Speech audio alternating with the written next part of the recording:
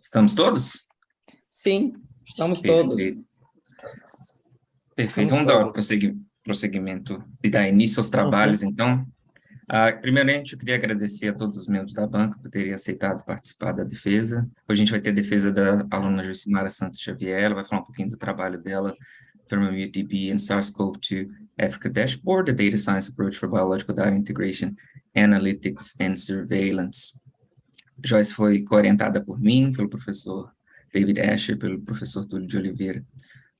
O David é parte da banca de hoje. A Joyce vai fazer a apresentação dela em inglês. Eu vou deixar a critério de cada membro na parte da arguição, se quiser fazer perguntas em português ou em inglês. David entende português muito bem. Ele fala que ele não sabe falar português, mas ele entende muito bem. Eu acho que ele fala também, mas enfim. Fica a critério de cada membro da banca. Então, a gente vai dar início a essa sessão. Joyce, você tem em torno de 40 a 45 minutos para a sua apresentação, seguida de arguição dos membros da banca. Mais uma vez, obrigado por todo mundo por ter aceitado esse convite. Ok. Beleza. Obrigada, Douglas. Obrigada a todo mundo. As Douglas said, I'm presenting in English, but feel free to give the questions in Portuguese. Douglas introduced myself and my supervisor. I will jump that. For giving you, first thing, context of my PhD. So when I start, the purpose of the PhD was to develop this database that I'm presenting today. And I also two machine learning predictors. So was also supposed to go to Australia for the sandwich period of my PhD. I got the grant, but I got stuck because of the pandemics. I was going to travel next week after the lockdown and stuff. As I couldn't go to Australia, and during that time, I started to work on the ThermoMut. I published the ThermoMut.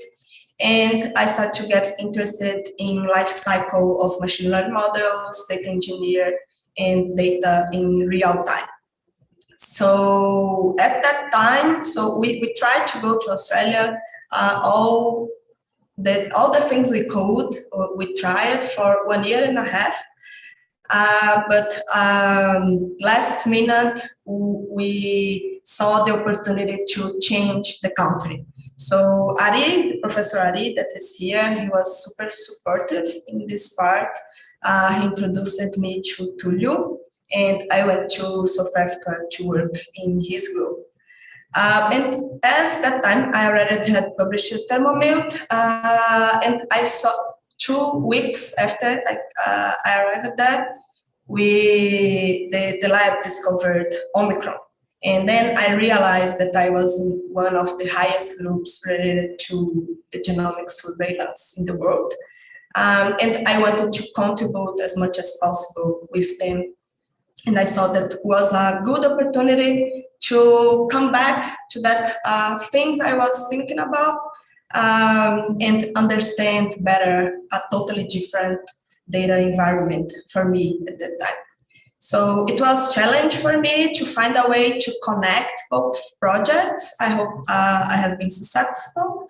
And yeah, I just want to apologize for all the rush with the manuscript. Yeah, I know it's not ideal, but I hope I can cover the gaps with this presentation. So yeah, let's get started. I'm going to talk about the introduction, goals, and then go to the methodology and explain my results, future perspectives, and in the end, the conclusions. So we know that data is important to answer relevant biological questions. And it's not hard to find nowadays research that use machine learning models to try to answer the most diversity biological questions, such as which mutations cause a particular disease, how does a particular mutation affect the stability of a protein, when will humanity face a new pandemic. And yeah, we know that many analyses are being done using machine learning models and trying to help answering these questions. With the increasingly accelerated growth of techniques for obtaining and interpreting data from biological experiments, answering these questions now, computationally talking, has become viable. For example, the cost per human genome that 20 years ago was about $100,000, this year achieved only $200. So as we can see here, the growth of the data with this blue line shows us the perspective of the Moore's law that dictates the increase of the data related to the computational tools available. So they tell us that the data will double every 18 months. So, but in this orange line, we have the nominal perspective that tells us that the double will be achieved in every 1 year. But the growth of the data, the historical data are telling us in this red line that actually this increase, it's being in every 7 months. So nowadays, the possibility to generate massive amounts of data, it's feasible from small and for big labs. Anyone can or may soon will generate massive amounts of data. So with the need to store, catalog, make data available, and guarantee the reliability and security of data, biological databases are seen as an important and essential part of bioinformatics, health science, agricultural science, and others. Since 19th, NAR, which is a big newspaper that store biological database. Since 19th, they are releasing an essential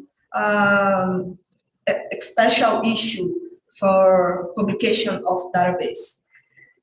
This number is increasing since then. I'm sorry because I just got this graph into 2016. But I did the math for this year. We achieved 185 papers published only this year. And we can see here between papers that was database that was new and database that was updated. And in this second graph here, we can see the unique database, the amount of unique database in this issue, published by this issue, that this year for database that are available, so excluding the database that are not available anymore, we have over than 1,000 database only for NAR. So the growth in the quantity and availability of biological data, it's clear, and we don't need to worry about data to training our models, to do our analysis anymore, which leads us to new challenges. So we have many challenges related to biological database. In this work, I'm focused on 4 of these challenges that are related to the curation, proprietary issues, interoperability, and maintain the integrity. So for the curation, to capture all the information and structure in a way that makes it useful and easily accessible to researchers. In the interoperability, we deal with the difference in how the various collections structure their data. In order to develop interoperable systems, they need to work with ontologies or open partners. We know that many open source databases are available, but we still have many of them that are unavailable to most researchers. Some, it's because they are proprietary, some of them and released by private companies. Some of them, it's not published, so belongs to academic research or university departments that never put, for many reasons, have put them online. And about the maintainability, so we know that if the data we use to base our studies are wrong, results of these studies will be wrong too. So it's a snowball achievement. So because of that, I was interested to look at the quality of data, and knowing that the quality of data also affects bioinformatics tools. So many analyses in health science, drug science, surveillance are done using bioinformatics tools. And also bioinformatics tools such as machine learning models, analytical dashboards are developed using standard database. And when we found bias in this database, this bias can also affect the reliability of these tools. In some areas, some areas in bioinformatics are stagnated regarding the real progress of the development of the tools. In this sense, this discussion doesn't belong only to bioinformatics, right? So the discussion about bias and data quality become a huge discussion also for AI researchers. With this, a recent initiative called Data-Centric AI, it's engaging the community to look at the quality of the data instead of spending more effort learning algorithms.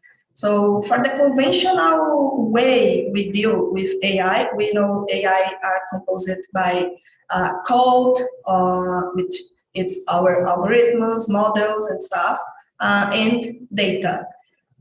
For a long time, we are all working in the code. So, and maybe this explains because why some machine learning models are not progressing in some areas. So because of that, this discipline calls us to focus on the data, work on the data. So the data-centric AI, it's a discipline, it's the discipline of systematically engineer the data used to build an AI system. So they raised many challenges, including measuring data quality, data-centric AI competitions and benchmarks, data iteration, data management tools, crowdsourcing for labeling data, for example, data augmentation and data synthesis. All of this to build a responsible AI. So data-centric AI face many common challenges raised by biological database, which allows us to apply the lessons learned from this discipline to the problems we face dealing with biological data. Now I'm going to talk about the goals we had for this work. So the main goal is to evaluate relevant problems in different areas of activity in bioinformatics and to propose new methods of annotation and integration of biological data that can support investigation of relevant scientific issues in a sustainable and optimized way. In addition, the approach we want to propose must also be able to inform the population using up-to-date and quality data. Dividing that in specific goals, we had to identify relevant bioinformatics problems, evaluate the state of art related to the available data to address the problem in each area, identifying gaps and blockers to advance the research, to advance of the research in the area, investigate and propose a approach that allows to overcome the challenge found in an optimized and sustainable way, develop this proposed approach, and in the end, monitoring and maintaining the approach, which it's really challenging nowadays. So the general methodology was divided in 3 parts. So the first one, I wanted to identify at least 2 relevant problems. So these problems should be in different active areas of bioinformatics. And I was interested in understand the different proprietary types of data. So data that is open source, data that is controlled by private, public institutions. And also compare the work with the curated database and database that we know have errors. And the last criteria here was to work with data that have science-related problems. So identifying these problems, and then we need to evaluate the state of art for the available data to address the problem. So analyzing the data that it's the state of art in that area, we wanted to identify blockers and gaps related to that field. Always thinking about how data-centric AI paradigms can be applied to help overcoming these problems. So with these 2 steps done, we go to the third one, that it's related to propose and implement the new approach. So, and we have 3 criteria here for this approach. The approach should be reproducible, scalable, optimized, and sustainable. And we were interested in evaluating the performance and monitoring and maintaining that method approach that could be evaluated every time and maintained and monitoring. So we worked on these 2 different problems that was related to the labs that I was working with.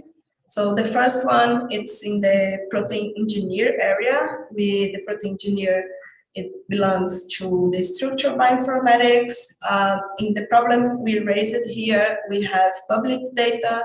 The main database that addressed that problem contained errors and wasn't being maintained for a long time.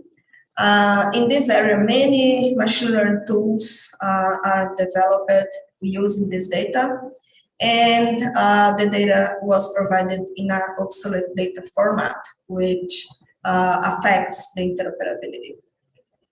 So in the other side, genomic surveillance that deals with genomics and public health. In this case, we are working with regulated data for a public-private initiative. So the data is updated daily, and regarding the tools, many dashboards and analysis using this data were being done.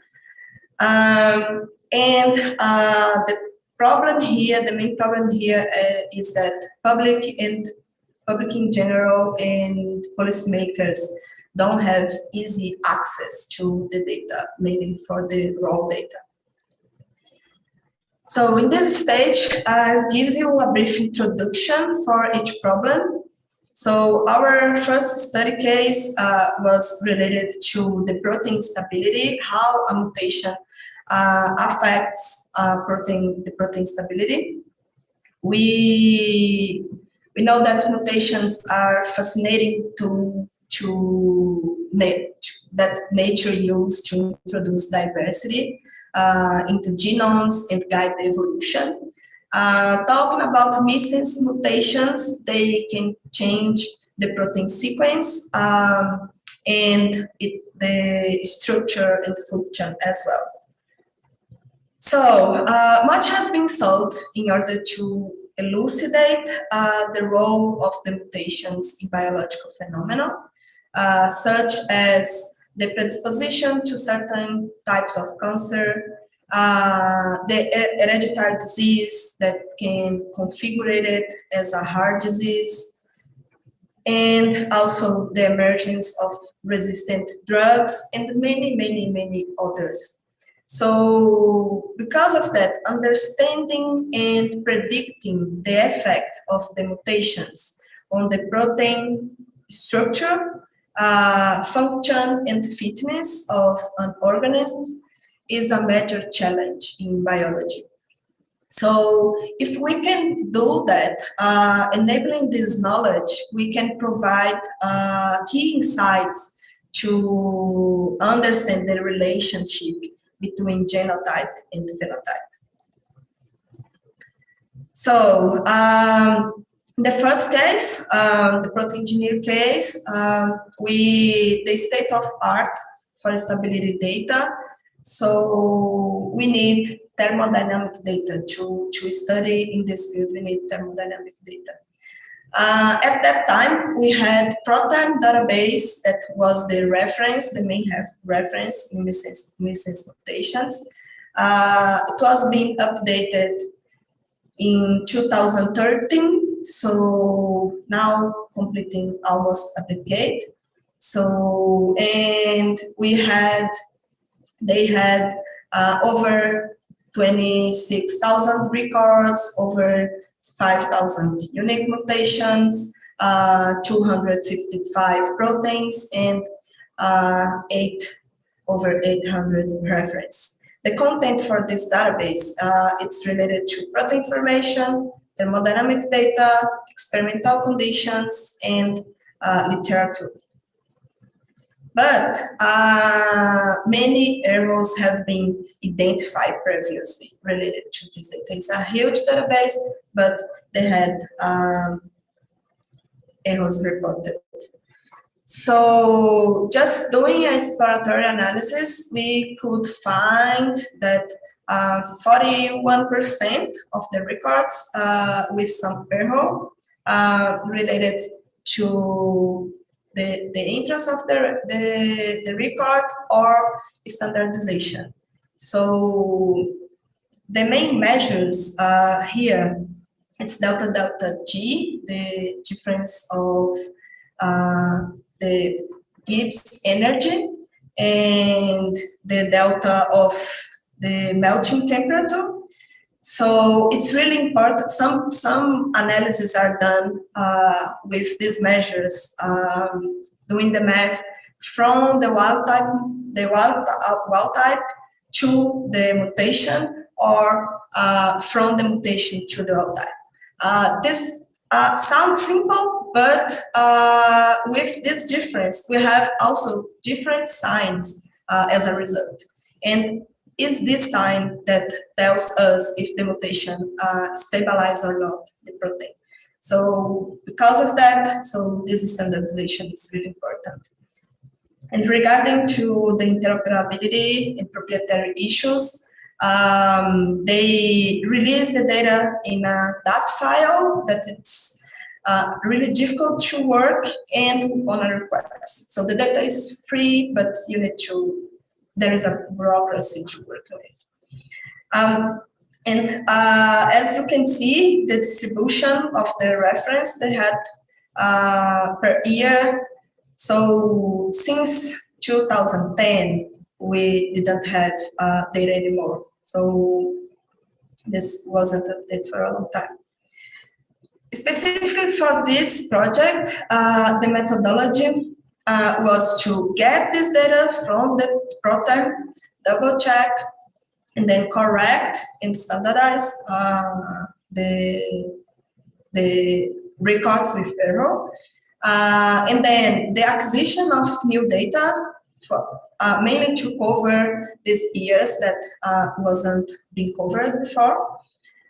Double check this data, so this new data, by obviously different specialists, so of the person that was myself to create. And then go through the data design, the system design, and the development. The second study case was related to the genomic surveillance during COVID-19 pandemics.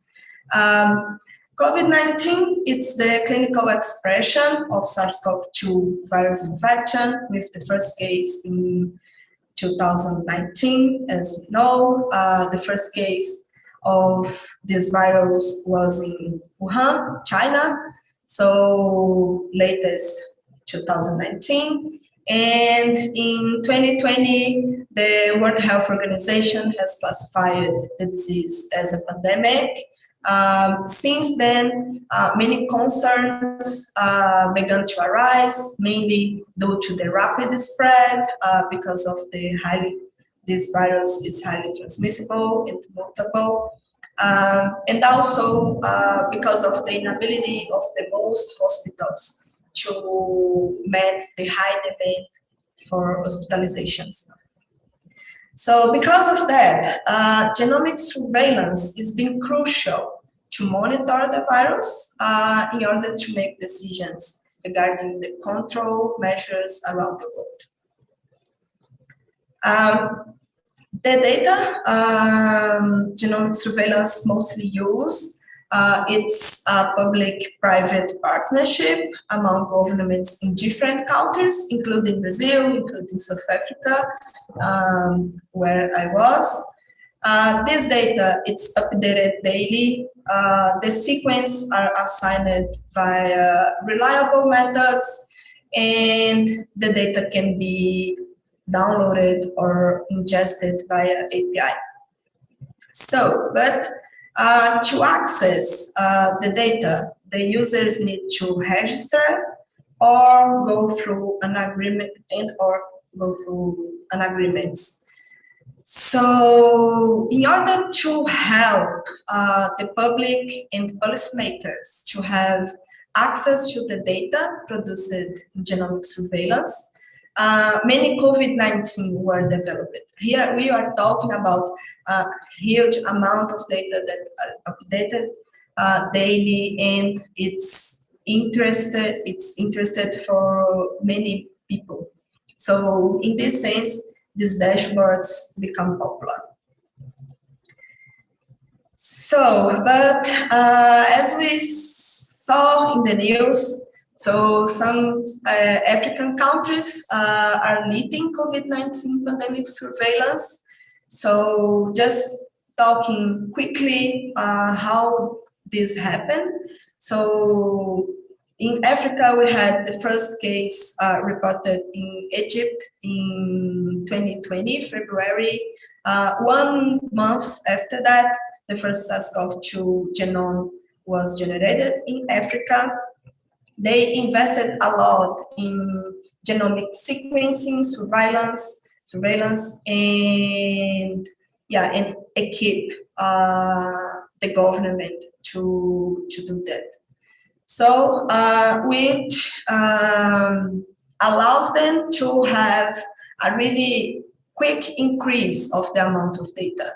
So in October 2020, they achieved a milestone of 10,000 sequences deposited on Gizade, which is this main database. In October 2021, 75,000 sequences, and now 1 year after, so 139,000 sequences is deposited. So although Africa counts for a small proportion of global reported case and deaths, so they are playing pivotal roles in the global pandemic.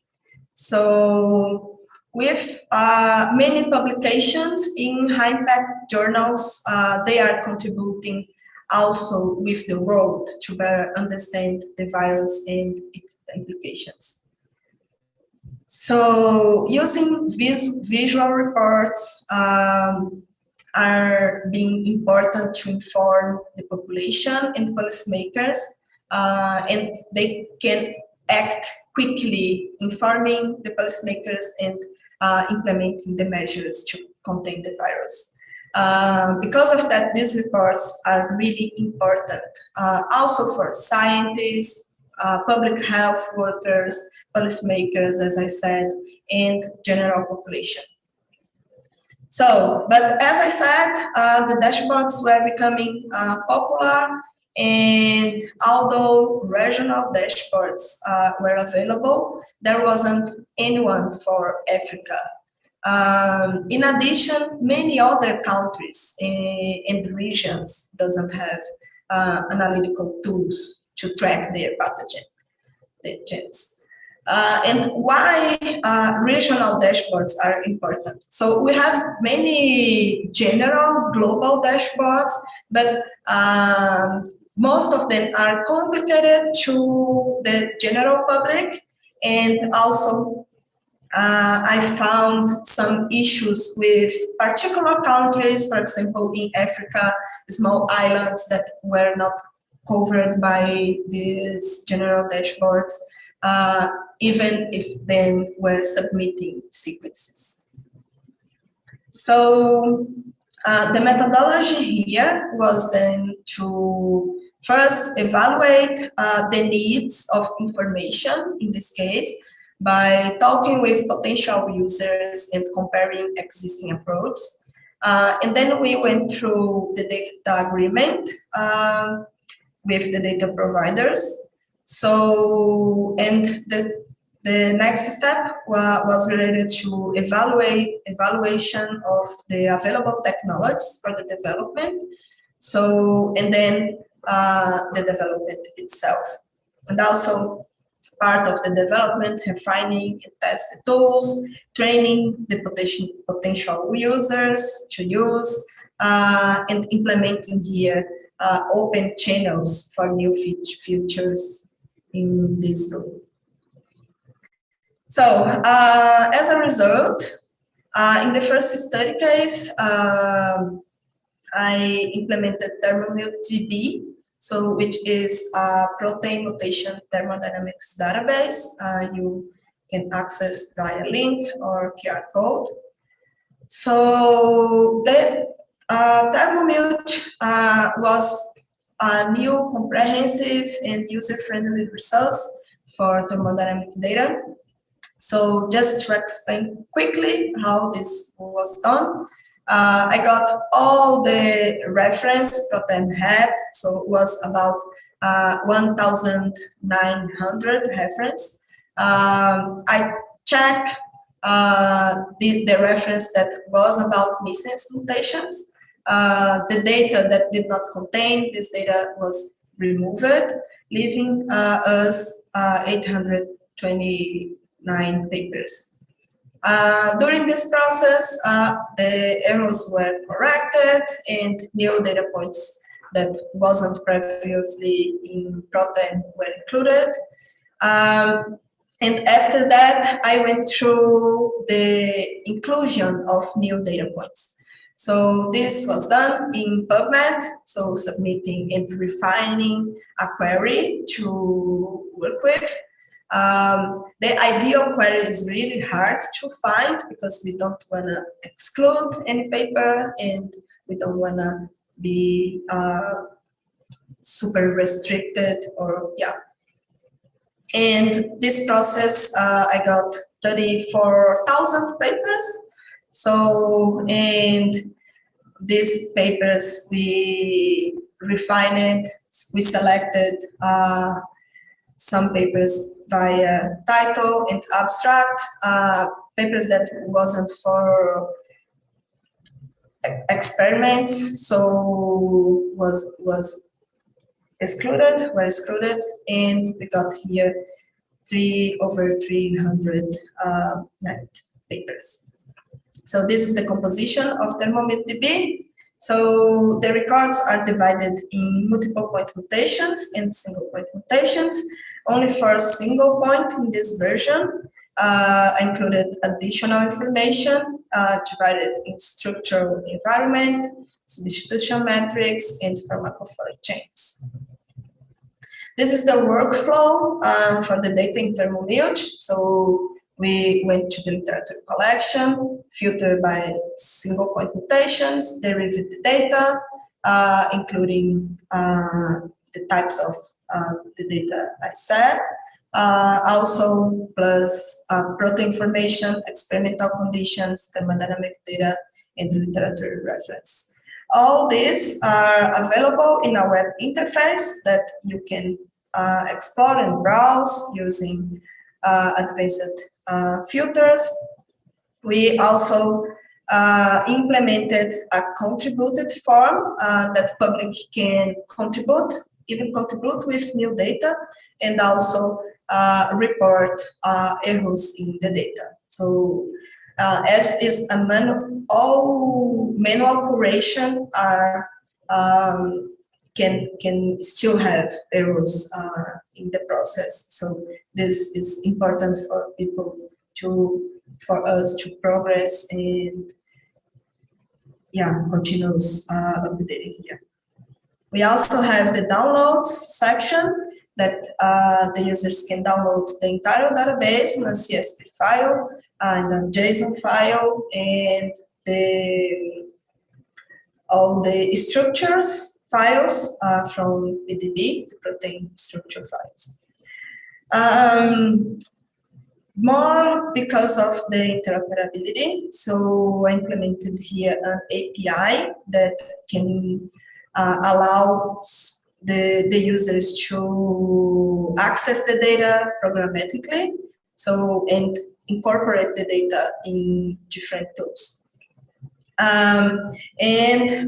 have the tutorial section that have tutorials in how to use the website, all the metadata available, and explain it with all the measures we use in the database. This is the main interface of the ThermoMutDB.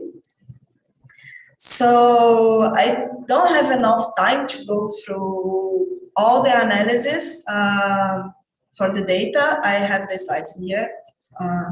If we can discuss after the presentation.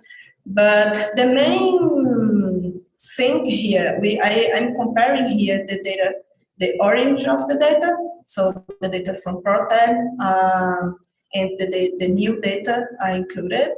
So here it's important to highlight that the new data covered the recent years, and we also can see here a huge increase of the data points in the last years, maybe because of the improving of the technology and the interest on this type of data.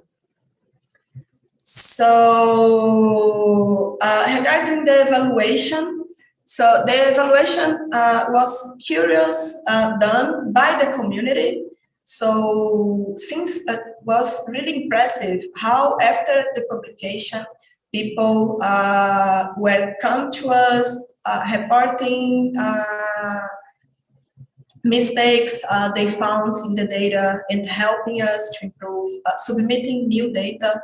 And we had this paper here. This is one of the papers that was done with the ThermoMutDB data, but this one made a benchmark with, they got these new variants that wasn't included in any database before. Any method was trained by this data, and they compare how the machine learning tools behavior with this new data. So, and it was really good for us to have this feedback. So they are telling the conclusions that the study and the quality of data, and also the importance of having new data constantly can open a future direction of the study and improving our understanding of this type of variants, and also helping to increase the method performance. Just to summarize the study case 1, so we went through the curation, interoperability, and maintaining the integrity. So the data is already open source, so this is why I didn't talk about the proprietary issues here. The second study case was a dashboard. I developed interactive dashboard for visualizing COVID-19 genomics data, particularly for Africa. It's called SARS-CoV-2 Africa Dashboard. So we got the data from GISAID via agreement, so the data that it's producing and produced and submitted to GISAID. I developed the tool in a way that people can reproduce, can use CSV file, and also put the credentials if they also have an agreement with GISAID. So, and then this data is processed, eliminating some suspicious data. And by using the filters, we can have the visualizations and the users can interact with these visualizations. So, as I said, also the tool is also reproducible. So the code is available on GitHub. The pipeline allows 2 inputs by using the credentials from GISAID and the CSV file. I gave them the template to use, and all the tools were chosen if they achieve the criteria to be open source, well documented, and easy to use. Also, a detailed tutorial is available on GitHub and the supplementary material. So a study case for the dashboard, it's imagine the situation where the Minister of Health in Namibia noticed that Omicron was reported for South Africa and Botswana, and he want to understand the spread of this lineage in the neighboring countries to better understand how Namibia can be affected by this new variant.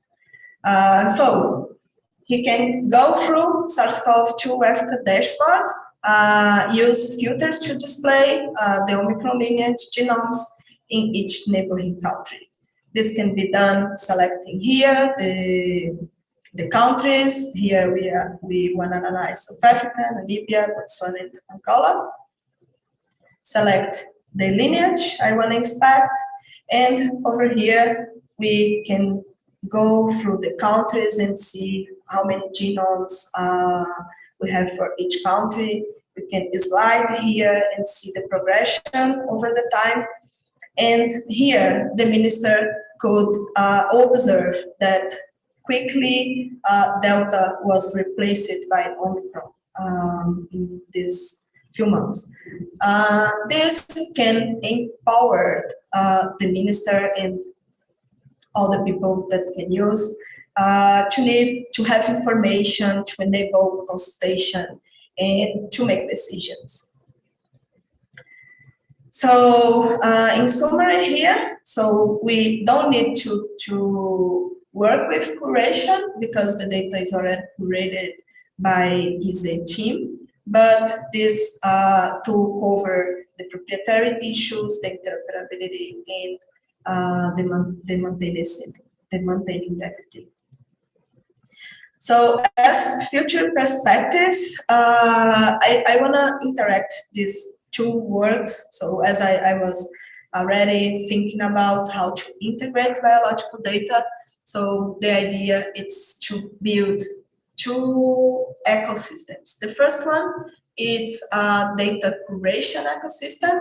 So here we can work together to put in the community in the system. This is already being developing by one of students of mine. So, and in this part, we can assist these curators using machine learning models. And also replicate the database for different fields. We know that bioinformatics data in general are hierarchical. Here was a work in collaboration with a colleague I had in the PhD, Pamela.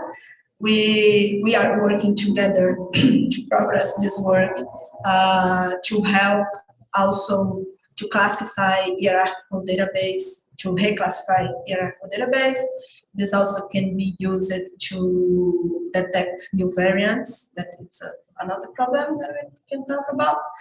And integrate this with third-party database using a data lake that it's built to cover all the process for machine learning and data engineer.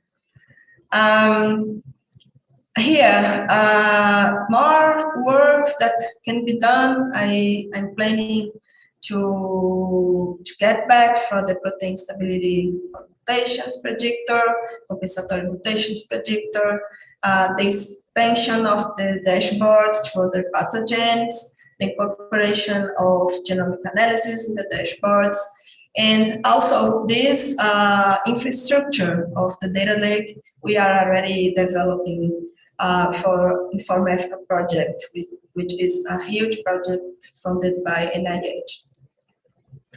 In conclusions, so we selected 2 study cases of high impact in bioinformatics, protein stability, open mutations, and genomic surveillance. We analyzed the state of art in the respective areas with focus on the development of analytical and predictive tools. We identified the gaps related to curation, proprietary issues, interoperability, maintenance and integrity. Inspired by data-centric AI initiative, we proposed and developed replicable and optimized approach to address each problem. And in future works, we propose approach to monitor and maintain the tools. So this works can help in the data access. So the tools can help scientists, policymakers, and population to have personalized access to biological data. We can engage the community with maintainers of third-party database to provide information and propose of new approach for each update, easy updates. We also can engage with the community to create the data constantly. And I hope all this work can contribute to the next generation of data approaches in bioinformatics to prepare we better for the future trends. So these works had 2 publications in high impact journals. The dashboard was just accepted in Nature Microbiology. The ThermoMutDB is published in NAR. All publications I had during the PhD, both won awards. This one was for ThermoMut in Baker Institute in Australia, and recently for COVID Dashboard in Vimy workshop in Panama. So this is the reference for my presentation. So, and I wanna thank you all the institutions in Brazil, in Australia, in South Africa for the support of this work. So UFMG, the program of bioinformatics, Fiocruz, UFJM, which is the University I enrolled, FAPEMIG and CAPS for the scholarships, the University of Melbourne in Bio21 Institute, that is the lab I work with, Baker Institute, the labs Sari and Crisp in South Africa, and Stellenbosch University. I have also many people to thank. First of all, it's my dad and my mom that are looking for me, even if they aren't here anymore. But I'm pretty sure that they are happy with my progress. My brother and sister for all the support, for being with me every time. My family here represented by my uncles, aunts, and grandmother, all the family that are supportive with me every time, and also the friends that become family. Pamela, that was the most gift I had in this PhD. Thalissa, Rodrigo, and Alicia that are with me as a family for a long time and are listening in all the complaints I had. The platform of bioinformatics in Fiocruz, that was my first colleagues here in the PhD. Also the colleagues in Australia, David, Douglas, and all the students that are there. And unfortunately, most of them I didn't meet in person yet, but I hope we can see soon. So my colleagues from bioinformatics program, the curso de verão that was really helpful during the pandemics. We made a really good event during that time.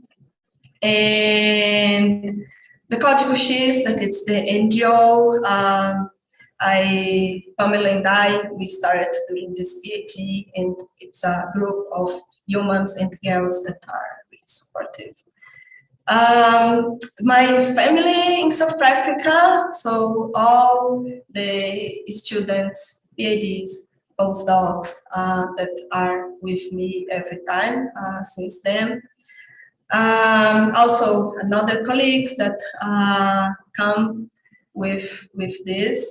And in the end, I wanna thank as a human in science and technology, I passed through many disruptions, and we usually know that it's really difficult. But here during this PhD, I found Pamela was the first one to open my mind, to empower myself, and to open all the heart she had. Followed by Professor Gloria, Professor Sylvia, Cheryl in South Africa, Horia, Monica, and Marta that is here. So maybe they don't know, but they are such an inspiration for me. And I want to thank a lot for all these people. And obrigada por tudo. Now, yeah, any questions? Obrigado, Joyce. Thank you very much, Joyce, for a fantastic presentation. We'll move on to the next phase of the thesis defense, which is questions by the examining committee. I'll switch to Portuguese. Como eu disse inicialmente, dou total liberdade para os membros da banca começarem em português ou em inglês. Tradicionalmente, na bioinformática, vamos manter tradições, a gente começa com quem está mais distante. Deixa eu ver aqui quem está mais distante, eu acho que é a Val. Doutora Valdete de Almeida é a mais distante, vou dar a palavra para você. Na verdade, quem está mais distante somos eu e o David, mas enfim, vamos lá. Douglas, eu também estou um pouco longe, estou na Itália. Você está na Itália? A gente nunca sabe onde ela está, viu? Ninguém sabe por onde eu ando. A gente precisa estabelecer um ponto de referência, né, para saber quem está mais distante, né? Referência a Joyce? Referência Pois a é. Joyce. Então, Eu estou tá mais distante, perto. não. Eu estou na Bahia, muito mais perto. Eu tô perto de Porto Seguro, então não estou tão distante assim, não. Tá pertinho do Ari, então.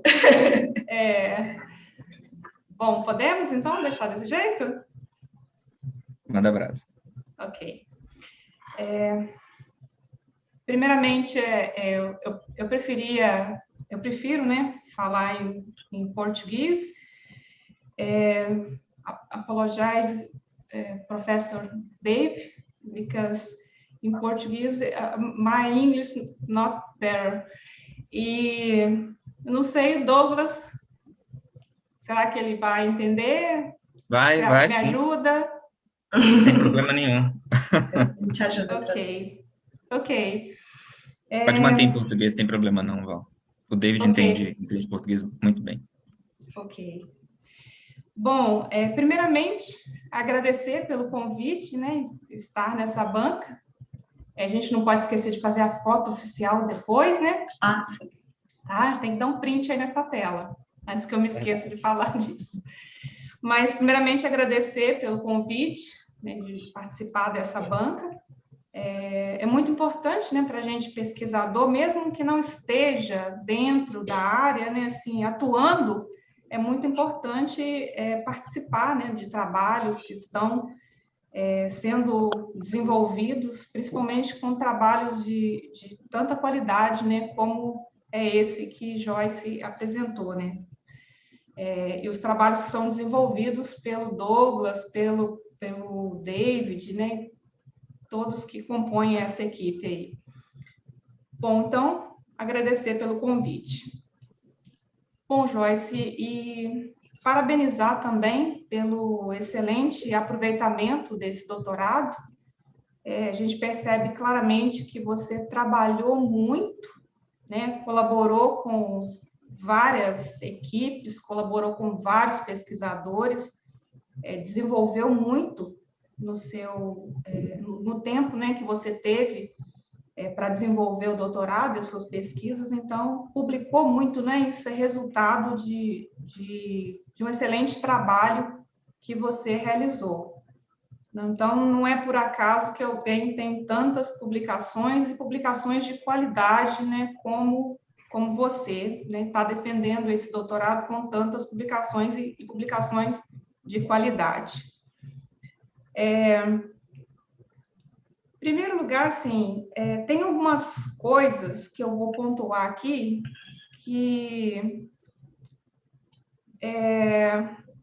detalhezinhos, eu vou te passar depois o PDF com alguns comentários, então não vou me apegar a detalhes como erro de digitação, ortografia, nada disso, tá? Porque acho que não é o objetivo aqui ficar falando.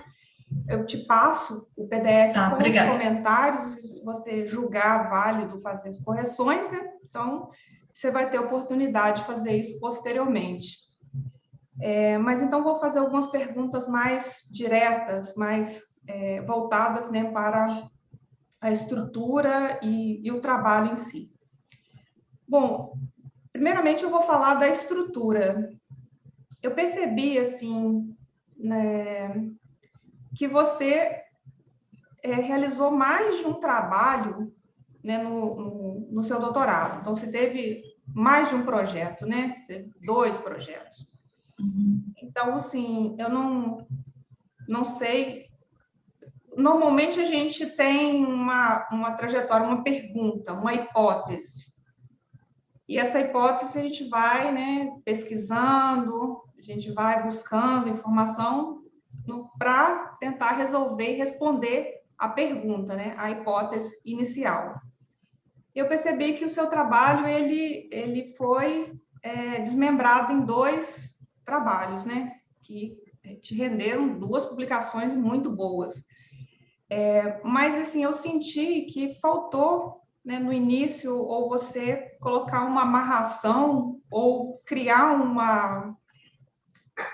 algo assim que pudesse juntar as 2 partes. Então, eu senti assim uma lacuna.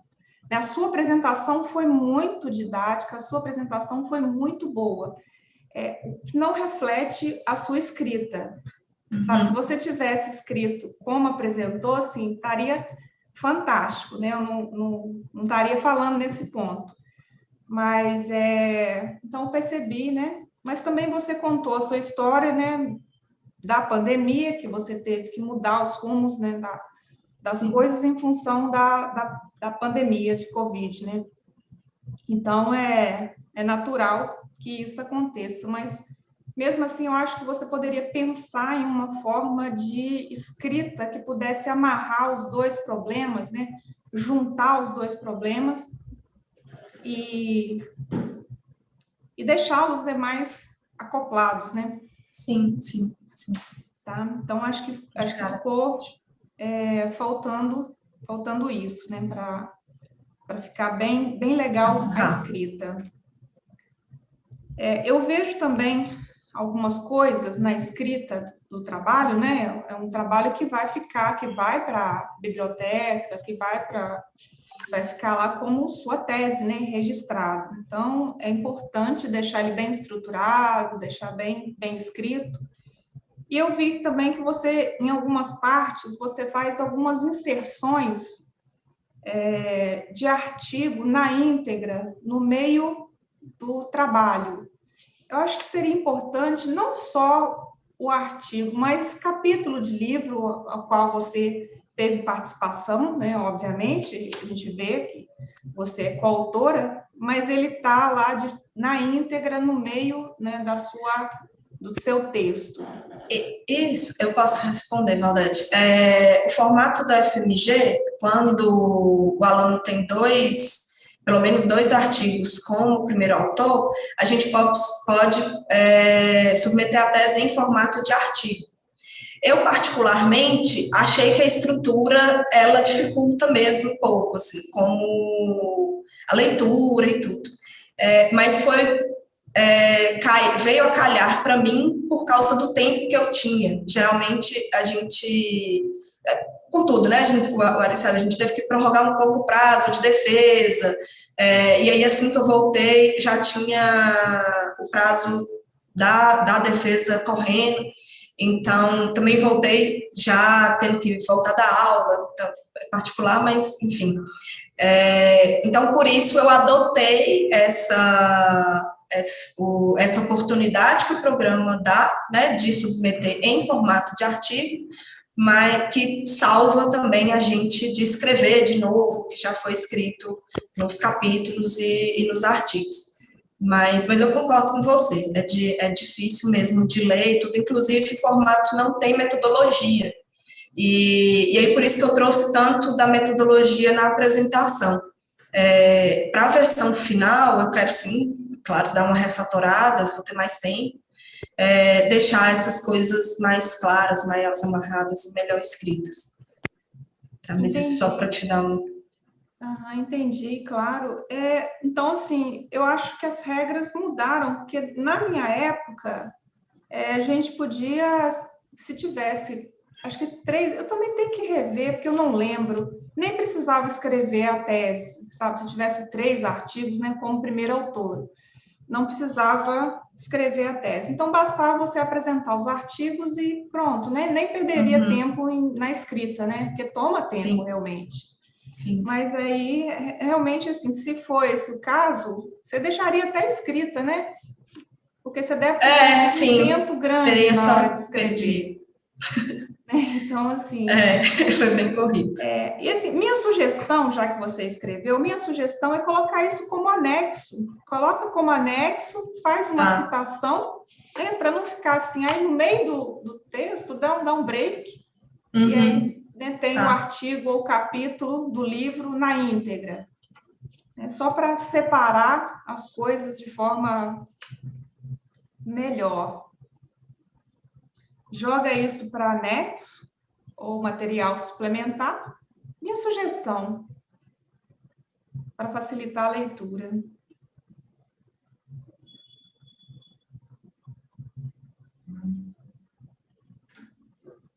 Tá, anotei aqui. Obrigada. Ok. Eu percebi também, Joyce, que... Posso chamar de Joyce, né? Pode, claro. Pode. Pois eu percebi que você, na introdução, nos objetivos, na introdução você meio que difere do objetivo geral, tá? Tá um pouquinho diferente. Lá na introdução, você fala que o seu objetivo é 1, e lá no objetivo geral, difere um pouquinho da introdução. Então, está diferente a escrita, que é o seu objetivo geral, né? E aí, eu acho que você deveria padronizar. Tá. Vou verificar. Uhum. Bom, você comentou, agora eu vou sair um pouquinho da questão da estrutura, da escrita, e vou te fazer uma pergunta com relação, né, a um dos trabalhos que você desenvolveu, que é o ThermoMut. Você comentou, né, da importância do trabalho, colocou um gráfico que ressalta, né, o crescimento da base. Em algum momento também eu li no seu trabalho que a própria base lançou uma nova versão, tá? O ProTherm lançou uma versão, mais ou menos na mesma época, ou até na mesma edição, alguma coisa assim. Foi na mesma edição, foi na mesma edição. Pois é, o que difere o seu trabalho da nova versão da base de dados, do ProTherm? Na verdade, o NEA, eles aceitaram na mesma edição 3 bases de dados. Foi a minha, o ThermoMutDB, uma nova versão do ProTherm e outra chamada FireProt. O que difere uma da outra, além das questões de disponibilidade, interoperabilidade, tudo, eles continuaram mantendo dificuldade de fazer download dos dados e essas coisas. Eles não são completamente focados em mutações missense. A gente tem esses 666 novas variantes que o trabalho que eu mostrei na apresentação extraíram do ThermoMut, eles são únicas do ThermoMut. Então, os dados, os tipos de dados, como que eu apresento os dados, tem diferença de uma base para outra.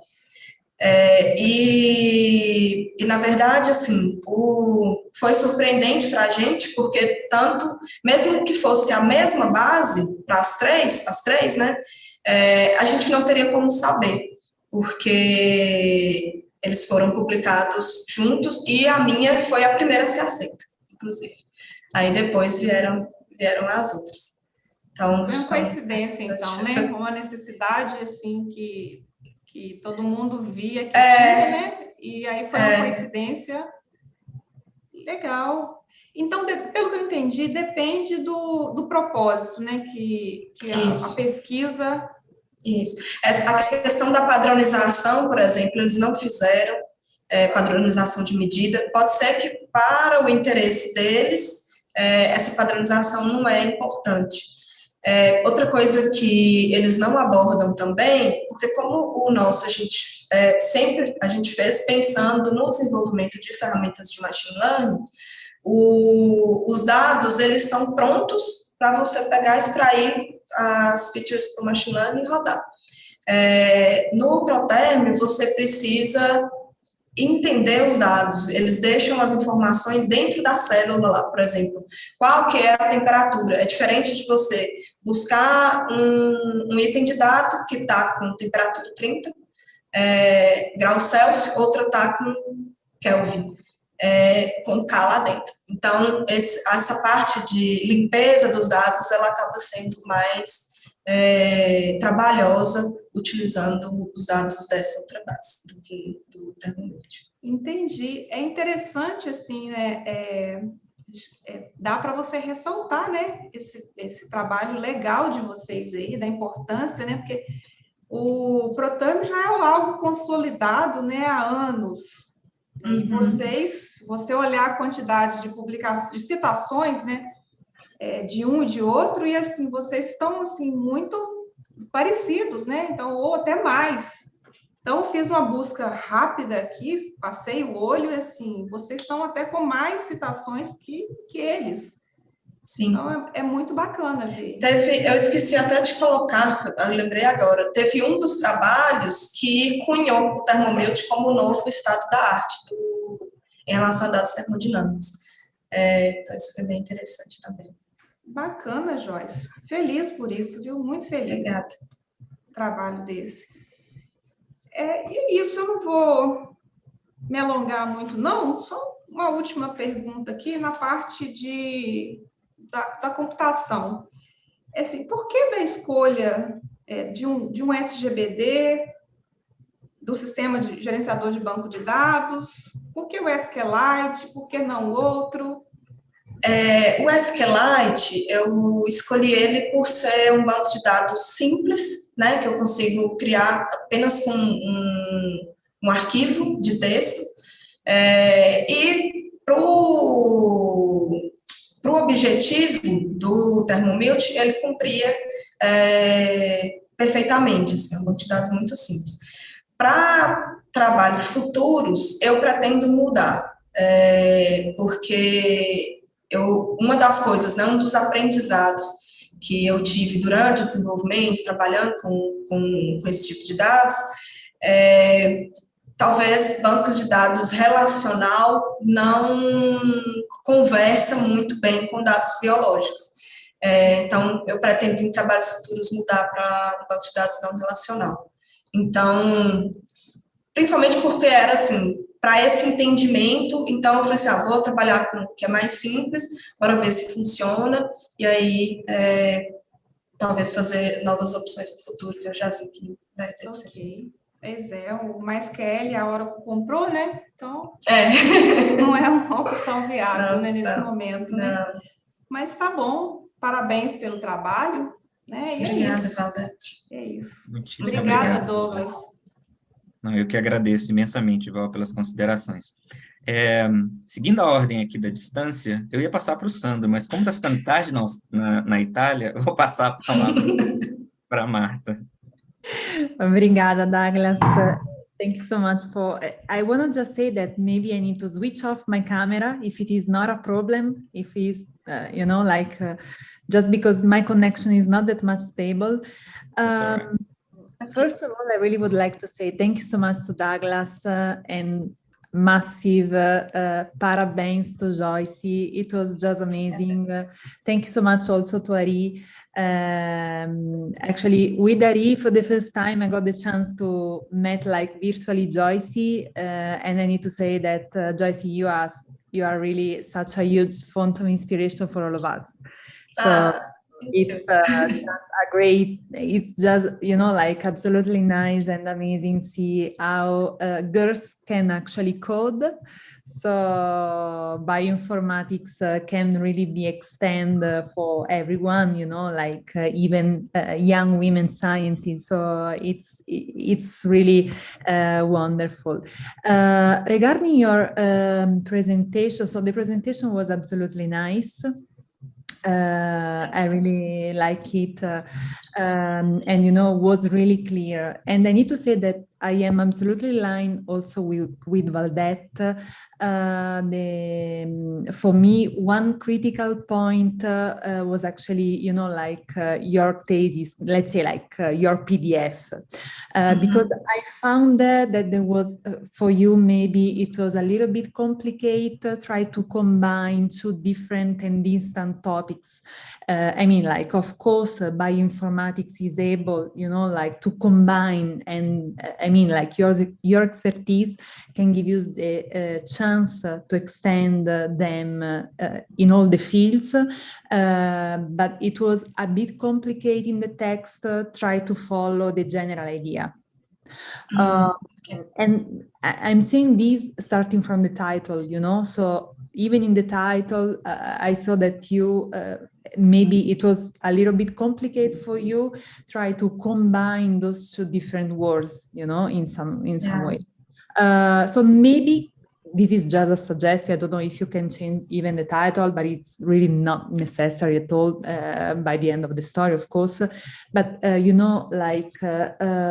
an option could be try to think about such a general a general title that can address, let's say, like the final idea, or can explain the main objective of your work. That was, of course, like try to build a database, you know, that can help, I mean, like in different tasks, you know, like in bioinformatics in general. And the same is also for the, let's say, even like the keywords, you know. I was, with the keywords, I saw that actually you were talking about like mutation, thermodynamics, SARS-CoV-2, data science, that you know, things that cannot really say a lot if you see all of them all together, you know, because you can realize that they belong to different fields. I mean, you know what? So I want to say that sometimes it's maybe better try to think in a simple way, especially when you are trying to combine things that are, of course, like part of biology and bioinformatics in general, but they belong to really different fields. Another things that I want to stress, but of course, all of those comments are just absolutely small comments. So you have done such a great job. And as I said before, I just need to say to you, parabéns. You know, I am a virologist. And because of this, I found some inconsistency in the text, through the text within like SARS-CoV-2 and COVID-19. So COVID-19 is the disease and SARS-CoV-2 is the virus. So, and sometimes through the text, you think you used to I can say like highlight the virus as COVID-19, but this is just the disease, you know. So it's very important try to discriminate in the right way these two really different things. And the same happen, you know, when people that are not virologists at all used to talk about like HIV and AIDS, you know. So AIDS and HIV is the virus, so it's something absolutely different, you know. But of course, you just need to check, you know, like all of those small details in the text. And I also I will send to you a kind of script that I made. I want to say like just a list of small edits and typos, you know, that you can. Maybe that can help you to improve the final version of the manuscript. Another thing that I want to say is that even in your presentation you talk, and I saw that you wrote like COVID-19 pandemics is actually pandemic, right? And also in the text you talk about like a global pandemic. So when we used to say pandemic, it is because it is already global, right? Otherwise we will say just epidemic or epidemics or whatever. But as I said, once again, those are really few small comments. Let me see. Another things, and once again, I am in line with Valdinet, right? Is about. I need to say, sorry for that. I really don't like the chapter structure for the thesis. Just because it's, you know, like it's really hard and much more when, you know, like people are not really that much familiar with some field, you know, try to follow the main objective of the work, you know. And of course, I really super appreciate the fact that in your presentation you stress a lot the methodology, because I think that is the main part of your work, right?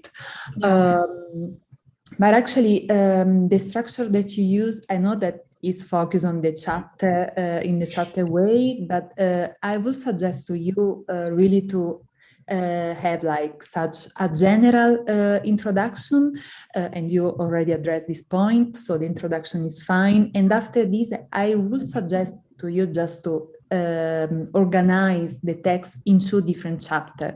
So the first one will be related to the mutation and proteomics, and the second one will be related just to SARS-CoV-2. I mean, like to, to your dashboard. So I don't know you really need to talk about genomic surveillance, but I think that you can absolutely like try to introduce, of course, by citing the genomic surveillance, but let's say like the necessity of develop a bioinformatic tool such as the dashboard to try to assist people, like in the fast, rapid analysis and even like interpretation of genomics data. And I'm saying this because, for example, when you, so at the beginning you have this kind of introduction, then you enter in the first chapter, so you start to talk about the mutation, and then you reported the 2 chapters, right? And then you just jump in the genomic surveillance, you present the dashboard, and then there was like a kind of jump back to the mutation with your main articles, So I get lost in this kind of organization. So I would suggest to you to divide your thesis in 2 different chapters. So the first one will focus on all the results, all the right. all the analysis, all the results that you have obtained by focusing on the proteomics. And the second one, it will be just the dashboard and of course, like the support that you gave with your dashboard to the genomic surveillance, or at least to the pandemic. Another things, I was absolutely aligned with Aldinet, you've done such a great job. So in your PhD, you have really 2 high, absolutely, I would say, high level scientific manuscript. So I need that you need to stress them in such way, So in the first chapter, you need to stress and highlight a lot your first manuscript, which is the one for, like the database that you develop for proteomics, and in the second one, just the dashboard. So I know that you also participate a lot in the science manuscript, but, for me, that kind of manuscript is just, it will be absolutely nice and brilliant in your appendix, because actually it was really not the main part of your PhD. Of course, it was something in which you were absolutely involved in the first line, but it was not really, let's say, like the main product, of your thesis. Yeah. So it's just, Joyce, it's just to arrange a little bit the text. You have already everything. It's just to, like to try to give to you some suggestion to make the final version absolutely amazing. Another thing, and this is just because I am a virologist as well, I thought, for example, SARS-CoV-2, so you must take care about like capital letter, because I saw that sometimes, for example, the COV, you just report the COV all in capital letter, but supposed to be in capital letter just the C and the V, because they all belongs to coronavirus, so it's come together with the C. So are really just small typos, but I think that mainly the titles are this way. Yes, exactly. So the 2 many really main point, it will be like try to for consistency SARS-CoV-2 and COVID-19, because of course one is the virus and another one is the disease. Pandemics, no, it's pandemic. Global pandemic, of course not, because a pandemic is already something global, Okay. Let me see. I was curious about like the title, like the name of your first tool. If you can just, but this is just, like some it is just a curiosity. If you can maybe just explain how you decide to how you chose actually this name for your first pipeline or database. Okay, yeah, this actually is funny. Luciana is here. She was in my qualification. This name was Tomatoes. So we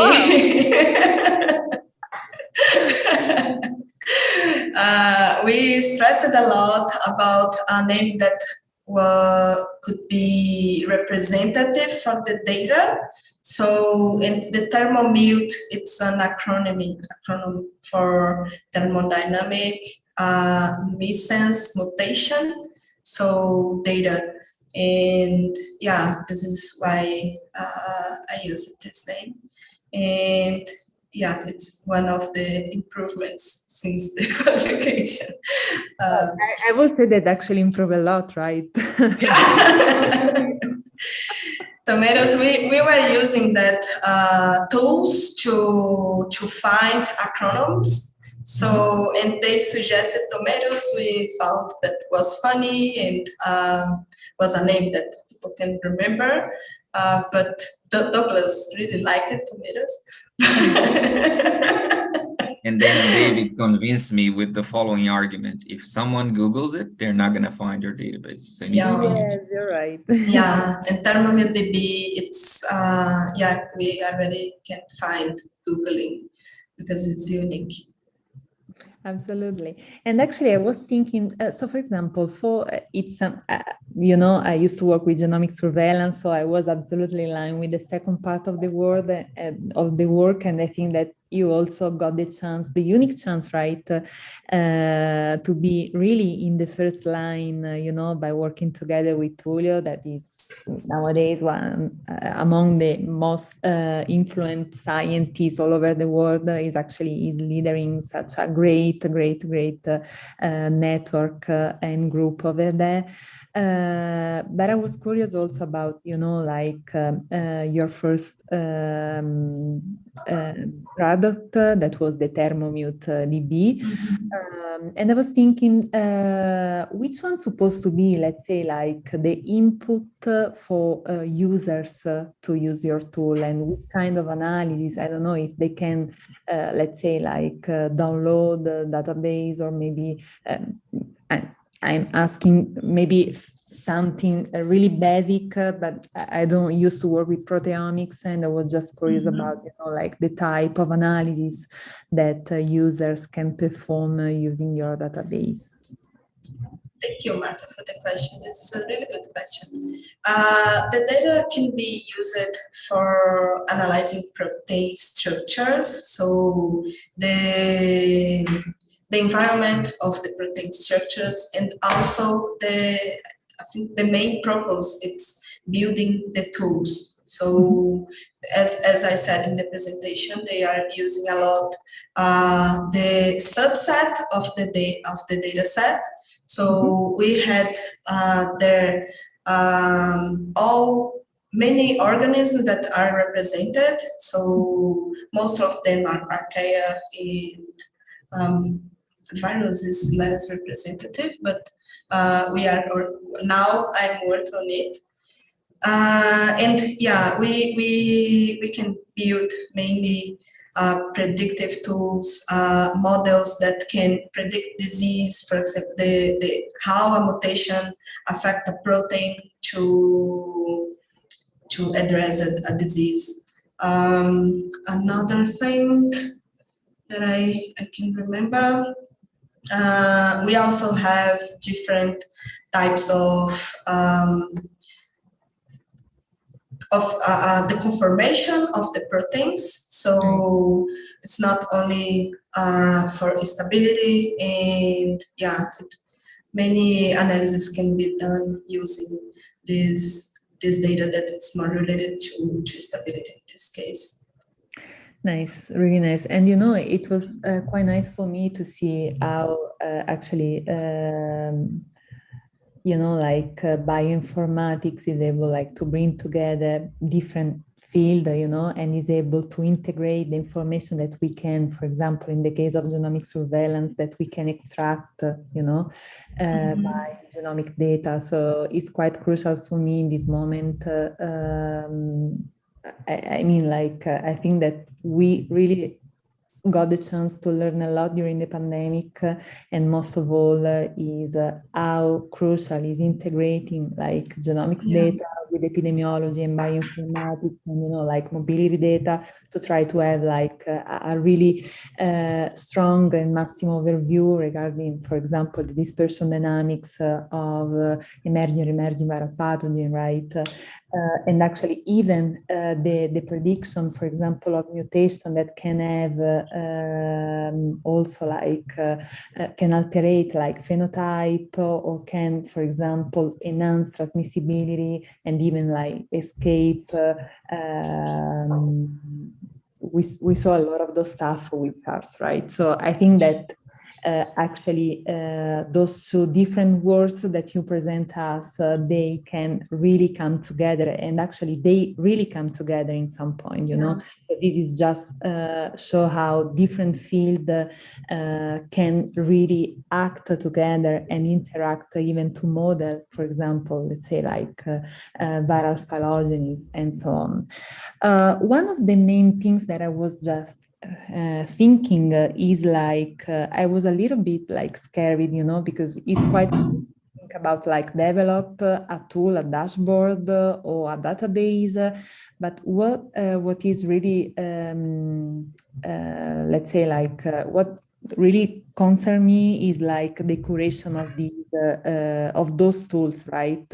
So how people can be able, after the PhD or the, let's say, master degree, whatever, to maintain alive those kind of tools, right? So this is just a general comment, of course, is not absolutely related to you, but I mean that that data curation, it's one of the main points, right? So I am a little bit scared about, let's say, like G said, so what is going to happen as soon as the pandemic will finish, so how people will be able to maintain this massive database.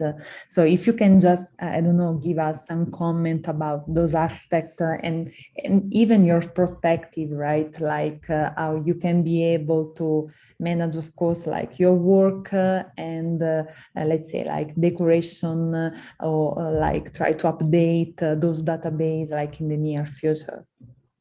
Yeah, thank you for the question. So in this sense, one of I couldn't go through the future perspectives because it's huge. So I have many ideas in this sense, but I'm thinking about the community. As I said, I saw in the ThermoMutDB. So when we have people that are interested on this data, so they help to curate that data and to maintain that data. This is also why we had 3 databases published at the same database issue. So mainly that all these people were looking for that data and they didn't find, and they started to curate themselves to have the data. My idea with the next tools, it's to build a community. I showed that picture. It's related to lead curate. I already had a name. So to put the community together in a platform that can be like GitHub, for example, that help people to show that they are working with data. GitHub, it's the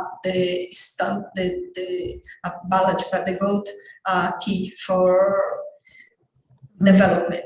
So I want to have a community that can have the same for data that they can show as a CV. So I'm contributing to curate this data and stuff. And having machine learning involved machine learning can help in the hard part. So in my case, for example, I needed to get the papers, to check all the papers. We already have approach nowadays to make this easier.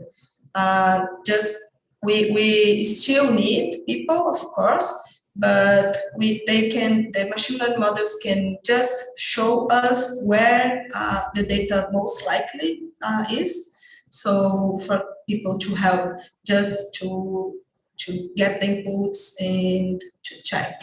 And having, while we have people interested in that data, I think we can do that. And how to engage these people? We are thinking about workshops and consortiums, for example, that can push these people to work together and have having prize or some recognitions of their work to put this. But yeah, I know it's only my perspective. So, but yeah, I think this is a big concern we have now and in the future. Yes, actually, yes, I agree with you that this is such a really main fragile point that need to be addressed at least.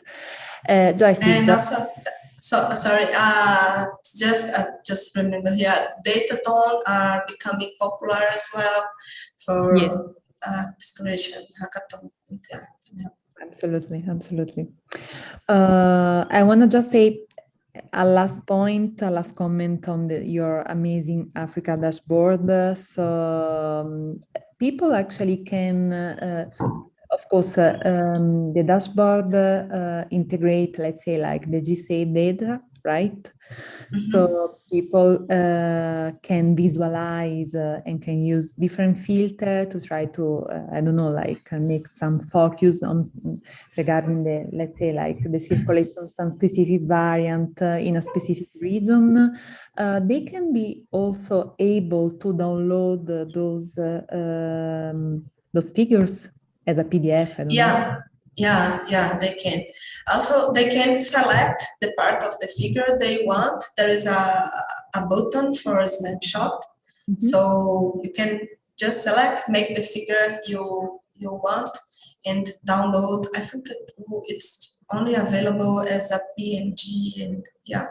All right. I don't know. I'm not sure about PDF, but I was thinking about like the PDF, the vectorized one, because sometimes can be like, I don't know if you can at least like update or integrate this point, just because sometimes, you know, is quite nice for people that want to make some additional editing. So the vectorized PDF can be in this sense a nice option.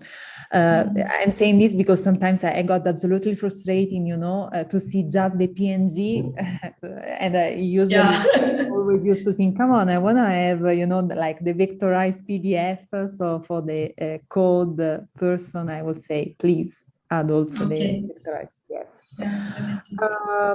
And Joyce, they can even like, of course, there is such a hard pipeline outside the dashboard, but I don't know in the generation of figure if they can be able to download even some code to replicate by using Epidata the figures, or if those codes are just integrated in the pipeline. So this is just a curiosity as well. What do you mean? So, like, you know, like, for example, to make maps or to see the progression of the variants through time, if there is also the possibility to download, let's say, like R script. I don't know. I imagine that actually you develop these in another informatic, you know, like, I don't know if it was Java, Python, Shell, or whatever. It was Python. Yeah. They can. All the code is available on GitHub. So the code is in Python. So, but for what they need to change, it's only the CSV file. So I gave them a template, or even if they have the agreement with GIS8, they can reproduce as a real-time tool as well. Yeah, and what I tried... file, right? Yeah, the JSON file. So what I tried to do was that the people that want to reproduce, they can change only small things. So they don't need to have a huge Python knowledge to replicate the dashboard. So if they want to change the continent, so it's not Africa, it's a JSON file for the locations. And yeah, and this PDF and of course labels and stuff if they need to change, but it's really simple. Amazing. Well, Joyce, actually, I think that we need to say thank you to you, right? Oh. So it was absolutely nice. Thank you so much. I will send to you the, like these point-to-point small edits, just because I think that at least for the final version of your thesis, they will help to have, let's say, like a final amazing version of Thank you, Marta. Thank you so much. Thank you so much. Thank you so much, Luciana, for the great questions as well. Vou passar a palavra agora para o Sandro.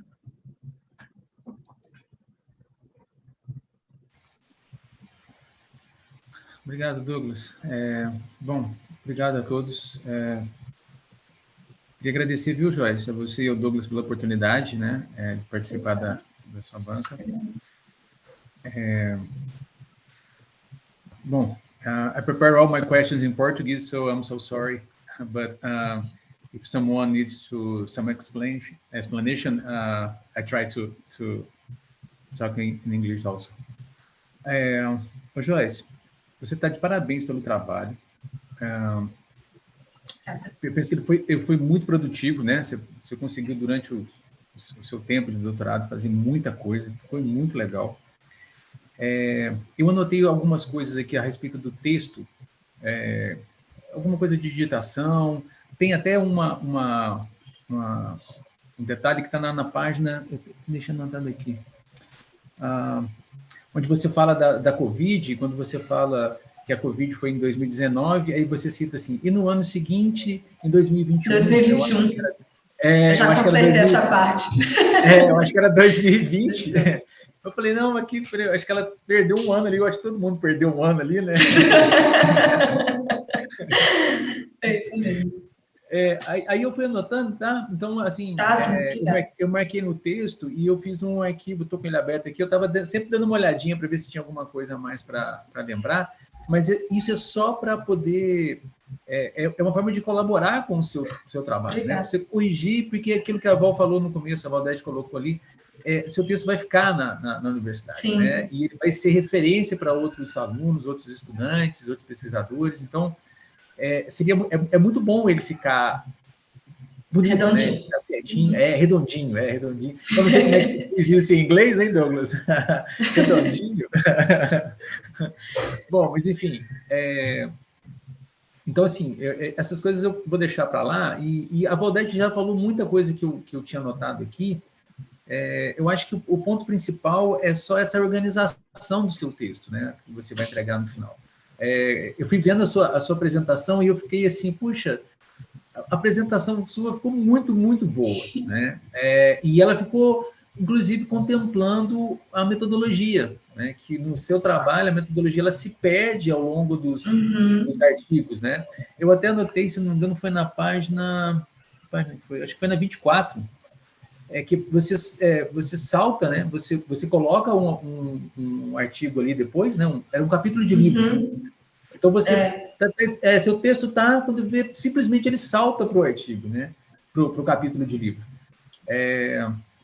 Então, a minha sugestão, eu não sei se dá tempo, depois ver com o Douglas, se é factível de tentar fazer ou não, mas, assim, usa a sua apresentação para guiar a nova estrutura, né, do seu trabalho, e aí talvez 1, 2 páginas de, como se fosse um resumo, sabe? Tira o capítulo do livro, ou tira o artigo, joga para um apêndice, e ali coloca 2 páginas como um resumo. Você colocou umas figuras muito legais também na sua apresentação, que não estão no... Que não está, não. Isso, sabe assim... É que na hora da apresentação a gente repensa o trabalho, né? Isso que aconteceu. Os meus alunos de graduação aqui, eles são mestres para fazer isso também, né? Então, você pega o texto deles, ele está de um jeito, quando você vai ver a apresentação tem muito mais informação, você fala, poxa, por que você não colocou isso no seu texto, né? E veja, a questão que eu acho que a gente está discutindo aqui, e a Val colocou bem também, não é nada a respeito da qualidade do trabalho, mas só sobre a organização mesmo, né? Acho que você acabou sendo... não sei como é que eu vou usar aqui, mas você foi meio que forçado a fazer isso por conta do tempo e por conta da possibilidade de fazer, né? Sim, e aí acabou que ficou dessa forma. Mas, eu acho que o trabalho está muito bom. Eu entrei nos 2. Eu entrei tanto no Multi, né, para ver as mutações. Eu também vi o Dash. Eu gostei muito do seu servidor, do ThermoMutDB. Ele ficou muito legal, muito legal. Ele ficou limpo, ele ficou com muitas informações. Eu adorei aquele help na forma de um vídeo. Eu falei, eu quero fazer um, viu, Douglas? Eu quero fazer um assim. Eu acho que, inclusive, foi o que convenceu o editor a aceitar ele primeiro. Então, nossa, eu achei que vontade de fazer um igual, sabe? Assim, a inveja, né? Não sei se tem inveja boa, né? Mas eu vi aquilo que ficou muito legal. Enfim, eu coloquei outras coisas aqui, não vou gastar mais tempo, não. Porque eu acho que o trabalho está bom, eu acho que o objetivo foi alcançado, acho que está tudo aqui. Os comentários que eu fiz aqui, a Valdete já fez, outras coisas são bem pontuais, eu acho que nada que vá atrapalhar alguma coisa. E aí eu fiquei com duas dúvidas, que eu deixei aqui no finalzinho. Ainda mais, você falou que talvez o banco de dados que você está usando, né, o banco de dados relacional, ele não se mostra... mais adequado. É uma solução muito boa para esse tipo de caso, né? Você já pensou em outro tipo de banco de dados e por que você usaria outro tipo? Sandro, eu estou pensando em dar uma estudada melhor no banco de dados não relacionais, no Mongo, ou mesmo banco de dados baseado em grafos, porque quando o relacional ele foi muito bom na parte que eu tinha, que era aquele formulário que eu coloco lá na parte de contribuição, é basicamente os dados que eu precisei extrair do artigo, tá? Mas aí quando eu vou para os dados derivados, e aí a gente extraiu, né? O vetor de distância de farmacóforos, estrutura, e aí linkar com sequência, linkar com estrutura, aí foi ficando mais complexo. Que na API eu tive dificuldade de organizar. Então, quando eu comecei a desenvolver a API, eu já tive que criar uma outra tabela auxiliar com todos os dados flat, porque eu não conseguia mais, eu já tinha perdido o fio da meada ali do relacionamento entre os dados derivados, que poderiam estar presentes para algumas mutações, para outras não, para alguns organismos faz sentido tal tipo de dado derivado, outros não. Então, foi nesse sentido, assim, que eu acho que talvez um banco de dados não relacional vai cair melhor. E também, indo para o próximo sistema, né, que é o sistema de curadoria de base de dados, vai acontecer a mesma coisa, porque a minha ideia é começar com o ThermoMutDB, mas eu ter um sistema que eu consigo, vamos supor, você quer criar um banco de dados lá para o gas metal, né? E aí você quer fazer curadoria para esses dados. Então, você vai conseguir entrar no sistema, criar o seu próprio, quais os dados que você quer extrair. A minha ideia é trabalhar com outro modelo de machine learning, que chama, eu escrevi lá na tese, mas eu não trouxe na apresentação, que o PubMed lançou, o NIH lançou depois do meu trabalho, que você consegue treinar os artigos e buscar o resultado daqueles artigos. Então, eu posso fazer revisão de literatura ali para muitos tópicos baseado nisso. E aí, também, mais uma vez, eu teria que modelar um banco específico para cada banco de dados que eu vou ter ali. E com o banco de dados não relacional, a gente conseguiria ter mais flexibilidade nos campos para o futuro também, para essas próximas bases. Legal. E eu também gostei muito do Data Lake, né? Eu achei muito legal essa possibilidade de trabalhar com dados não estruturados, Sim. Como é que ele faz isso? Você já viu? Como é que ele lida com essa... Não, o que ele faz, ele trabalha como se fosse um lago de dados mesmo. Você tem um HDFS lá, que você joga tudo, dados de diferentes formatos, diferentes arquivos e tudo mais.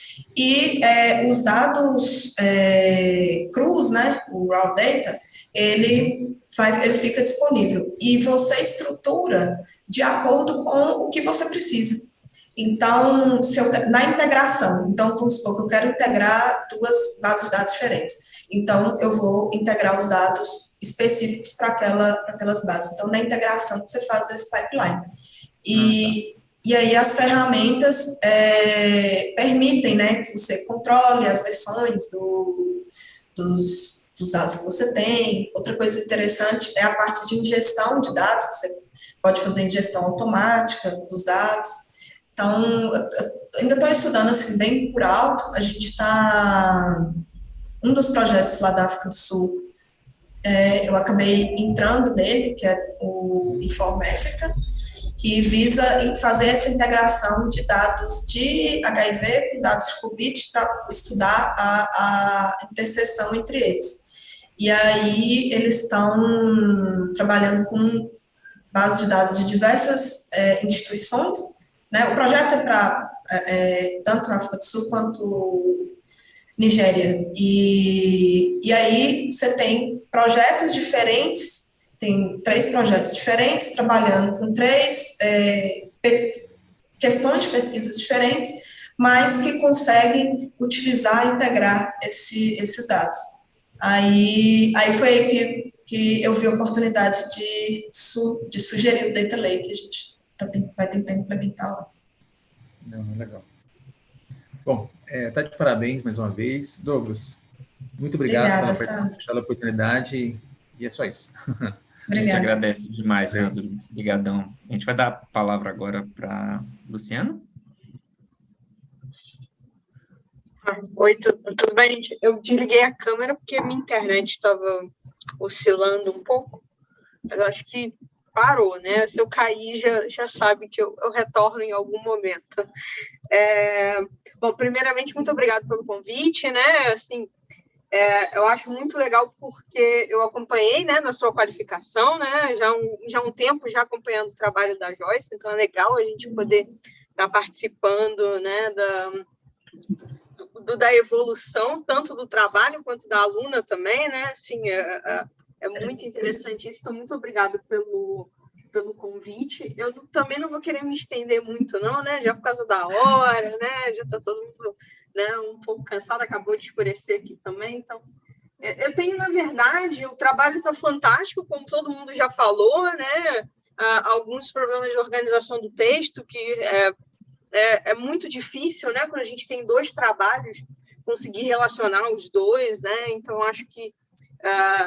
eu acho que as sugestões dadas são muito interessantes para, talvez, para o seu trabalho, né, você pensar nisso, né, e eu acho que uma das sugestões dada pela doutora Marta, que foi utilizar talvez dois capítulos, né, e dizer, olha, nesse capítulo eu vou falar isso, no segundo capítulo eu vou falar outra coisa também, porque aí meio que o leitor já fica, né, não fica onde é que vai cada uma dessas coisas, né.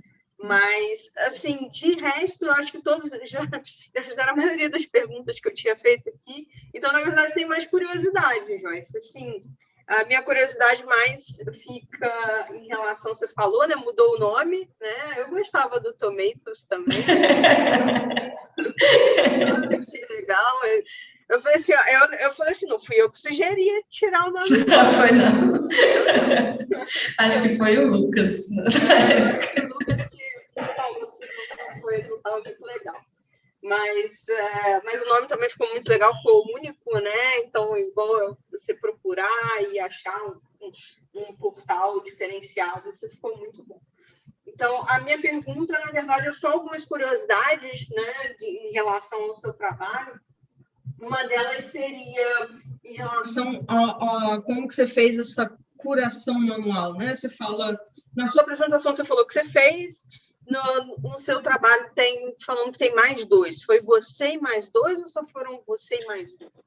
Não, na primeira parte foi só eu, porque no processo, né, de revisão de literatura, a gente precisa ter alguém para checar o trabalho do outro. Então, o que eu fiz a curadoria sozinha, do Proterm. Naquela época, o Douglas e o David, eles foram verificando, porque eu estava iniciando ali, começando a aprender os dados e tal, então acabou tendo 3, né, não para tudo, mas acabou tendo 3. E dos novos dados, aí os outros autores dos artigos, eles checaram o que eu fiz. Que foi a Pamela, o João, Bin, Stephanie. Tem mais alguém? Acho que foram 4. Então, na verdade, teve aí um movimento muito grande em relação aos dados curados, né? Isso. Tá. Double check, triple check. Double check, triple check. Escrever as planilhas. Eu imaginava, né? Porque quando você falou, tipo, tem 2, eu falei assim, só 2, não acredito que teve muito mais gente aí envolvida para você ter toda essa questão de ser manualmente curada, né? Mas, em geral, mas assim, os outros foram nesse sentido, de checar o meu de checar o trabalho que eu tinha feito, mas todos os itens passaram por mim em algum momento. Então, eu coloquei 2 nesse sentido, foi eu e mais um, que aí eu selecionava diferentes pools para cada um. Tá, entendi. Era uma curiosidade que eu fiquei em relação. E depois, quando você começa a falar da sua perspectiva, né, de fazer uma coisa mais automática, e aí por isso que entrou esse meu interesse, né? O que seria, né? Quais campos você colocaria numa parte mais automática, né? Se é uma coisa que talvez você precisa de mais gente para fazer. Mas agora já me deu uma claridade melhor em relação a isso. Aí uma outra pergunta que eu tenho ainda no MutDB, né? Eu coloquei ThermoMutDB. A minha pergunta seria em relação sobre se vocês olharam uma qualidade em relação aos estudos experimentais, por exemplo. Existe algum termo que fala se os experimentos foram feitos, sei lá, em triplicatas, ou alguma qualidade em relação aos dados que você está colocando na sua base? Em triplicata, não cheguei a verificar isso, não. O que eu pego de informação dos experimentos são os métodos que foram utilizados. E aí, talvez a gente consegue checar a qualidade em relação aos métodos. Então, qual foi o método, qual foi o ambiente, temperatura, os dados experimentais todos têm. Mas esses dados mais específicos em relação seria até se foi repetido, né? Porque assim, provavelmente foram, né? Porque normalmente você tem uma variação ali, né? Normalmente são 2, 3 vezes a repetição, às vezes fazem 5 vezes, né? Dependendo do tipo de experimento. É uma coisa que é interessante de acrescentar, inclusive. Né? Então, poderia ser que é fácil, é só um campo para verificar, mais um campo para verificar no artigo. Porque se você parar para pensar, normalmente você vai ter uma variação ali, né? Você vai ter um desvio padrão ali no seu estudo. Então, provavelmente foi feito mais uma vez, né? Mas, às vezes, se ele foi repetido 3 vezes, talvez a sua qualidade de resposta em relação ao seu experimento seja mais interessante, né? Só uma curiosidade em si. E aí, uma outra curiosidade que eu também tenho é se alguma dessas mutações vocês têm alguma coisa relacionada, por exemplo, com ligantes, inibidores ou coisa desse tipo. Eu estou tendo um trabalho em que a gente fez algumas, a gente não, né, os colaboradores fizeram algumas mutações, e os valores de energia que a gente tem é atrelado com inibidores, né? E aí eu queria saber se tem alguma coisa aí que dá para distinguir em relação a isso, se esse valor tem, esse valor que vocês dão de ΔG em si, tem alguma relação com isso? Ou só a mutação? Não. Até esse ponto a gente não está observando isso. Então, o valor de ΔG é só da mutação mesmo. Tá. Só da mutação. Tá. É porque veio isso porque eu estou trabalhando com um trabalho que o valor da mutação que a gente tem é a mutação com inibição. Então, você tem um valor ali, né, atrelado aos dois. Te mandei um link, Luciana, do artigo anterior, que fez uma base para Protein Ligand Affinity Effects upon Mutation. Que muda muito o contexto. Beleza. Tá, beleza. Eu vou dar uma olhada, né? Com certeza. Vou dar uma olhada, com certeza. Deixa eu só ver se eu tenho mais algumas aqui. E das suas perspectivas, além, né, de todo esse trabalho que você está pensando aí para o futuro, né, coisas mais novas a aplicar, em relação às outras ferramentas do grupo, vocês pensam em talvez utilizar essa sua nova base e comparar para ver, né, o que melhora ou não em relação do que você tem, tipo o MCSM, né? Essas coisas assim, vocês têm algum trabalho já relacionando o que vocês tinham antes e utilizando a sua base?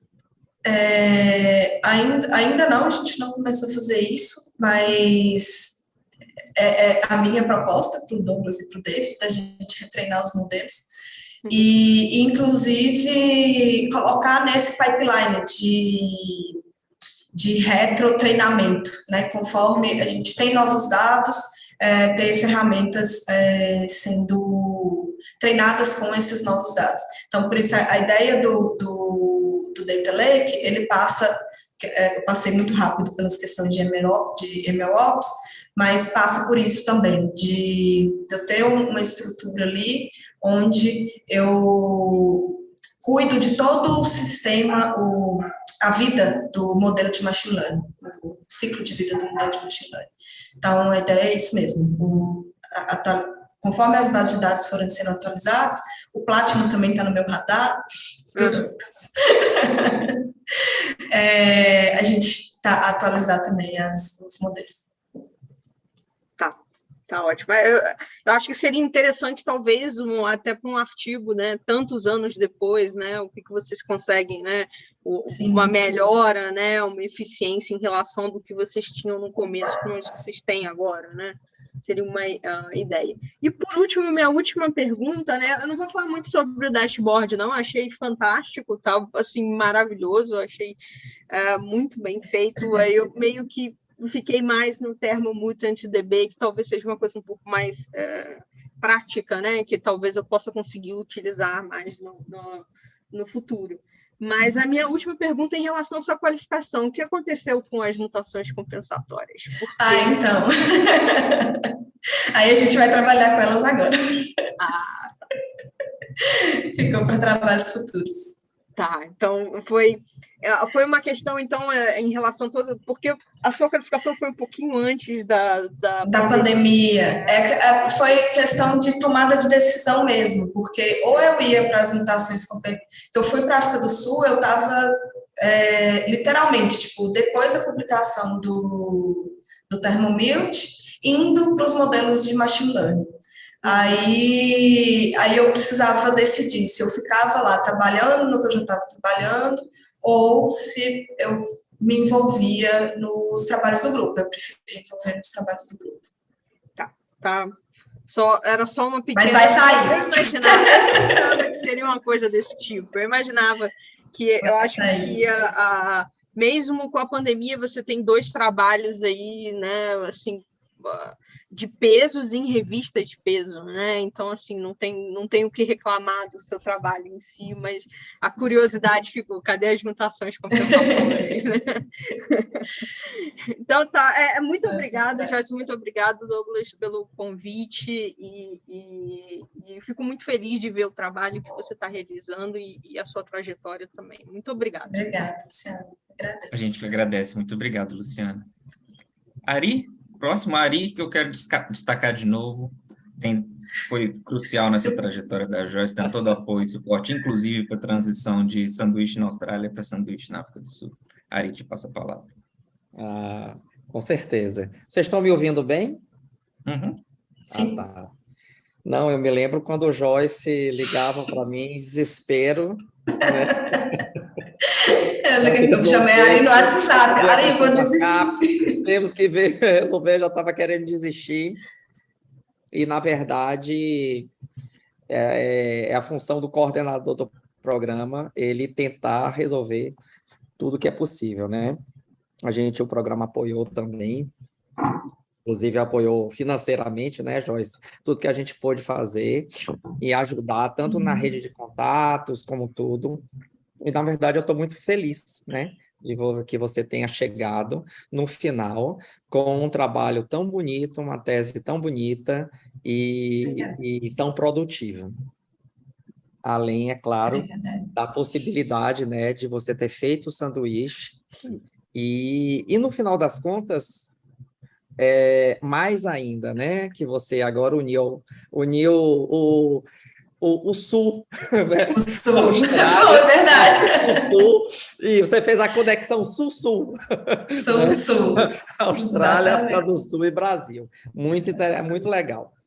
Eu acho que certamente isso te deu muito mais experiência profissional, bagagem em diferentes áreas e também em diferentes países e grupos, né? Escolas diferentes. Eu fico muito feliz por isso e o programa também, tá? Obrigada. Na verdade, cada um falou de várias coisas, eu ia fazer a minha primeira pergunta sobre um tema que foi, acho que, uma das últimas perguntas que Luciana te fez. Mas, assim, eu senti falta, o seu trabalho está excelente, parabéns para o Douglas, para o David, para o Túlio, sabe? Mas, assim, eu senti falta porque, assim, o tempo todo você trabalhou com dados, né? Com dados biológicos. E eu queria ter visto no seu trabalho uma discussão maior sobre ciclo de vida de dados. E, mais especificamente, ciclo de vida de dados biológicos. Porque a gente sabe que, hoje em dia, os dados em si são produtos extremamente, né, valiosos. E a gente sabe que tem todo um ciclo de vida desses dados, né? Desde o planejamento, coleta, descrição, submissão, conservação, descoberta de padrões de informação, integração desses dados, análise e publicação final. E isso tudo, você tem uma retroalimentação, você, inclusive, tem diferentes ligações. Então, assim, eu fiquei esperando ver isso, né? Faltou. Então, como eu não vi no seu documento e na sua apresentação, eu queria ouvir agora de você. Como é que você se encaixou nisso? O que você acha, né, que conseguiu, com tudo que foi produzido e mais os projetos em andamento, como é que você coloca num contexto de ciclo de vida de dados a sua tese, o trabalho que você fez? Sim. Eu queria ouvir de você isso.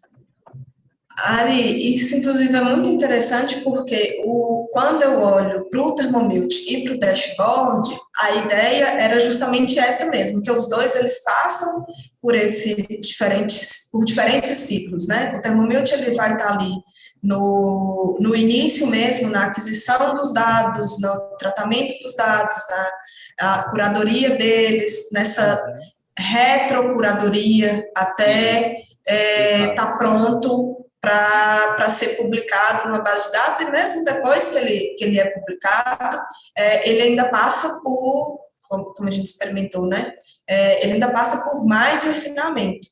E por isso que eu fiquei muito curiosa de entender o processo da parte de genômica vindo de uma base de dados que já está curada, que ela é regulamentada, ela passa pelos agreements, que inclusive é uma burocracia danada. O que eu estou passando por isso. Eu, lá na África do Sul, eu tentei ficar muito próxima da Cheryl, que é a pessoa que cuida dessa parte da burocracia mesmo dos dados, e estou aprendendo, né, como que passa isso tudo e tal, até chegar no Machine Learning, que também passa por outro ciclo de engenharia, de extração, de tudo, até estar pronto para uma ferramenta, né? Como o dashboard. A ideia minha do dashboard era produzir uma ferramenta que tivesse no final do ciclo de vida, e aí, porque eu já tinha o ThermoMut que estava no início do ciclo de vida ali.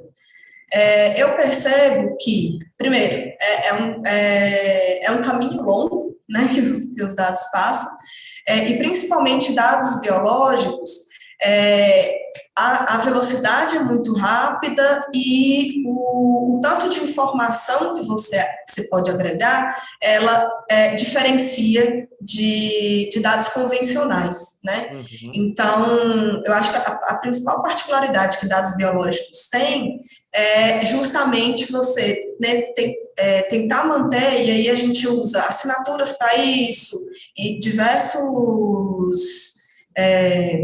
lança mão de diversas ferramentas para, além daquele dado, entender o comportamento biológico por trás e manter o comportamento biológico por trás, que eu acho que é o maior desafio. E aí, ainda, na parte da integração, né? Um desafio que a gente está passando agora nesse projeto do Inform Africa, é de fazer a linkagem, porque eu estou falando aqui de dados biológicos, mas dados biológicos envolvem dados biomédicos, dados de paciente, dados de survey, e integrar esses dados não é nada trivial, né? Os dados de paciente, por exemplo, eles têm que ser anonimizados, e aí, como que eu sei qual que é eu não consigo ter precisão de qual a sequência que foi extraída daquele paciente. Então, são muitos desafios relacionados a isso daí, que acho que dá outra tese. Não, com certeza. Mas, pode falar.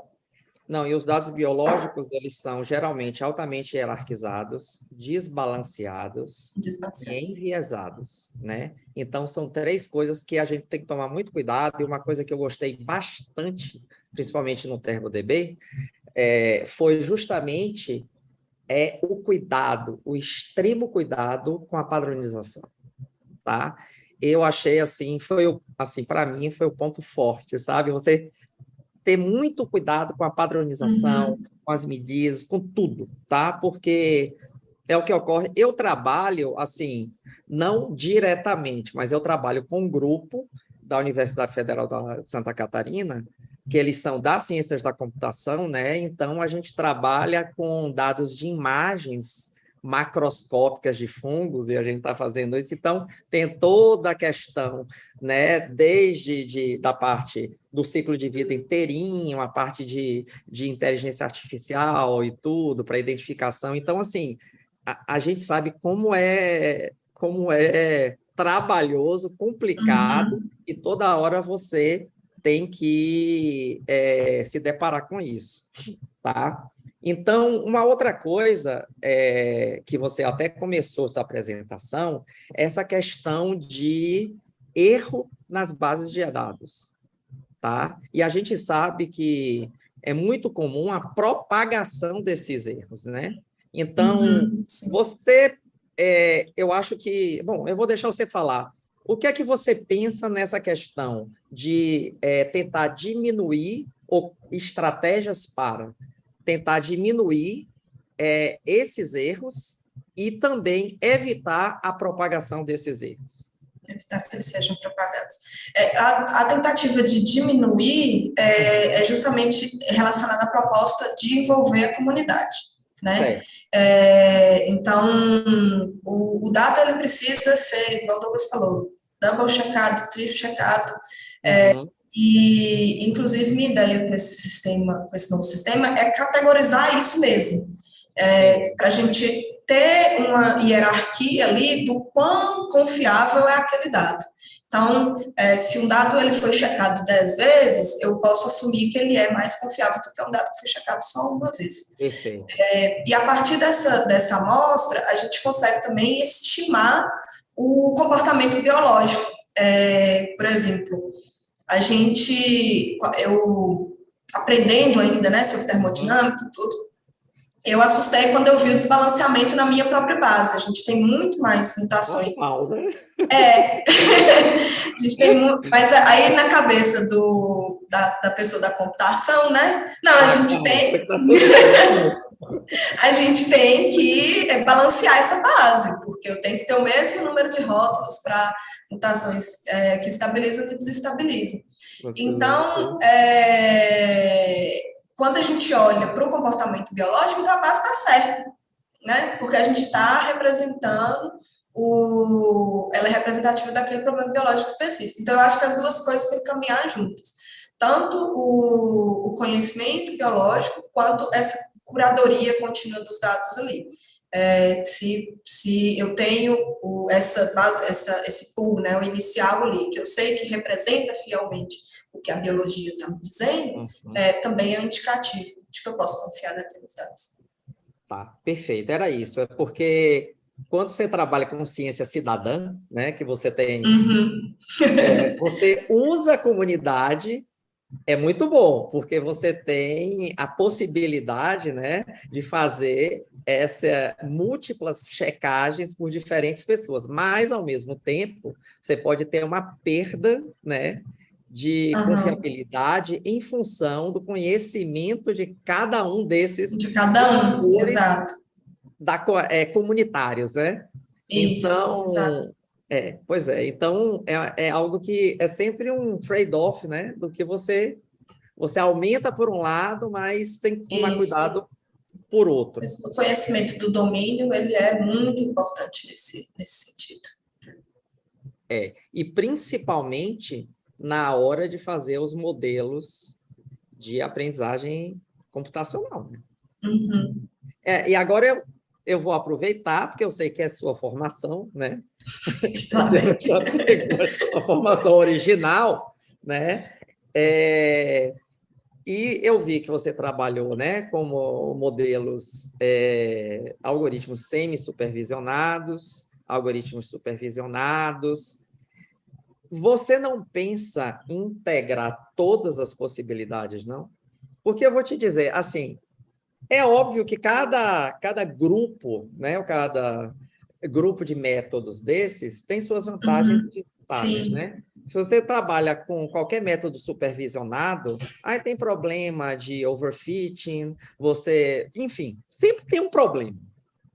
Sempre vai ter alguma coisa. E eu acho assim, eu sempre gosto, independentemente do tema que a gente está falando aqui, eu sempre gosto de ver, claro, isso depende do tempo, isso depende das pessoas envolvidas, isso depende do recurso financeiro. Mas é bom a gente ter alternativas e depois fazer o consenso dessas alternativas para ver se um método corrobora o outro, se você tem algo mais assim robusto. O que é que você pensa nesse sentido em relação à sua área mais de formação, né, de utilizar a inteligência computacional e esses modelos de aprendizagem, né, de máquina e tudo, para fazer análise automatizada desses dados, etc. E tal.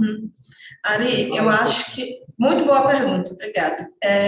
Eu acho que... Eu sempre defendo que as ferramentas computacionais, elas são ferramentas, né? E como ferramentas, tem uma que vai ser mais bem utilizada, ela vai se adequar ali para um determinado problema. Então, eu não tenho apego com metodologia, né, seja supervisionado, deep learning. Dentro daquele projeto, ali a gente tem NLP, né, que é processamento de linguagem natural, a gente tem Active Learning, o Active Learning veio do trabalho da Pamela, que é já mais aplicado para base de dados que são bases de dados muito grandes, bases de dados hierárquicas, que não tem como a gente fazer curadoria e desbalanceadas. Eu participei de tudo, né? Tudo.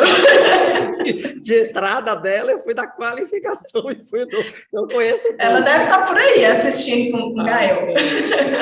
Acho que ela deve ter por YouTube, ela estava aqui na sala.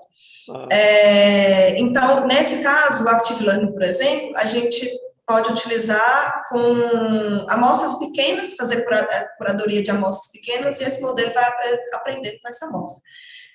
Em casos que eu vou utilizar o ThermoMutDB, por exemplo, eu tenho dados que já são rotulados, então não tem por que eu utilizar um modelo de aprendizado, Reinforced Learning, se eu tenho a supervisão. Então é isso, eu acho que a inteligência artificial, né, ela é uma ferramenta para diversos contextos e a gente pode, sim, caminhar junto, colocar as ferramentas para trabalharem juntos ou separadas, de acordo com o problema que a gente tiver. Não, maravilha. Então, só para terminar, né, as suas perspectivas, né, que eu vi que você já tem projetos já em desenvolvimento, como aquele LitCure, né, que eu acho que, assim, é sensacional, né, porque todo pesquisador precisa disso. Sim. Né? Mas, e já trabalhando com montar todo o ecossistema, data lakes, etc. e tal. Eu quero saber o seguinte, agora eu vou perguntar como coordenador, tá? Sim. Agora que você está defendendo, você já tem os artigos publicados, então agora que você vai ser, né, em breve, né, diplomado e tudo, como você se vê, né, a Joyce, futura orientadora, né? O que é que você pensa, né, em estabelecer como uma linha independente de investigação sua? E o que é que você pensa nos próximos 2, 3 anos? Dentro de tudo, né, que você trabalhou, obviamente de suas parcerias Sul-Sul, de do Globo, né? Eu quero ouvir agora um pouco da pesquisadora e docente e orientadora futura, né? Do programa de bioinformática da FMG.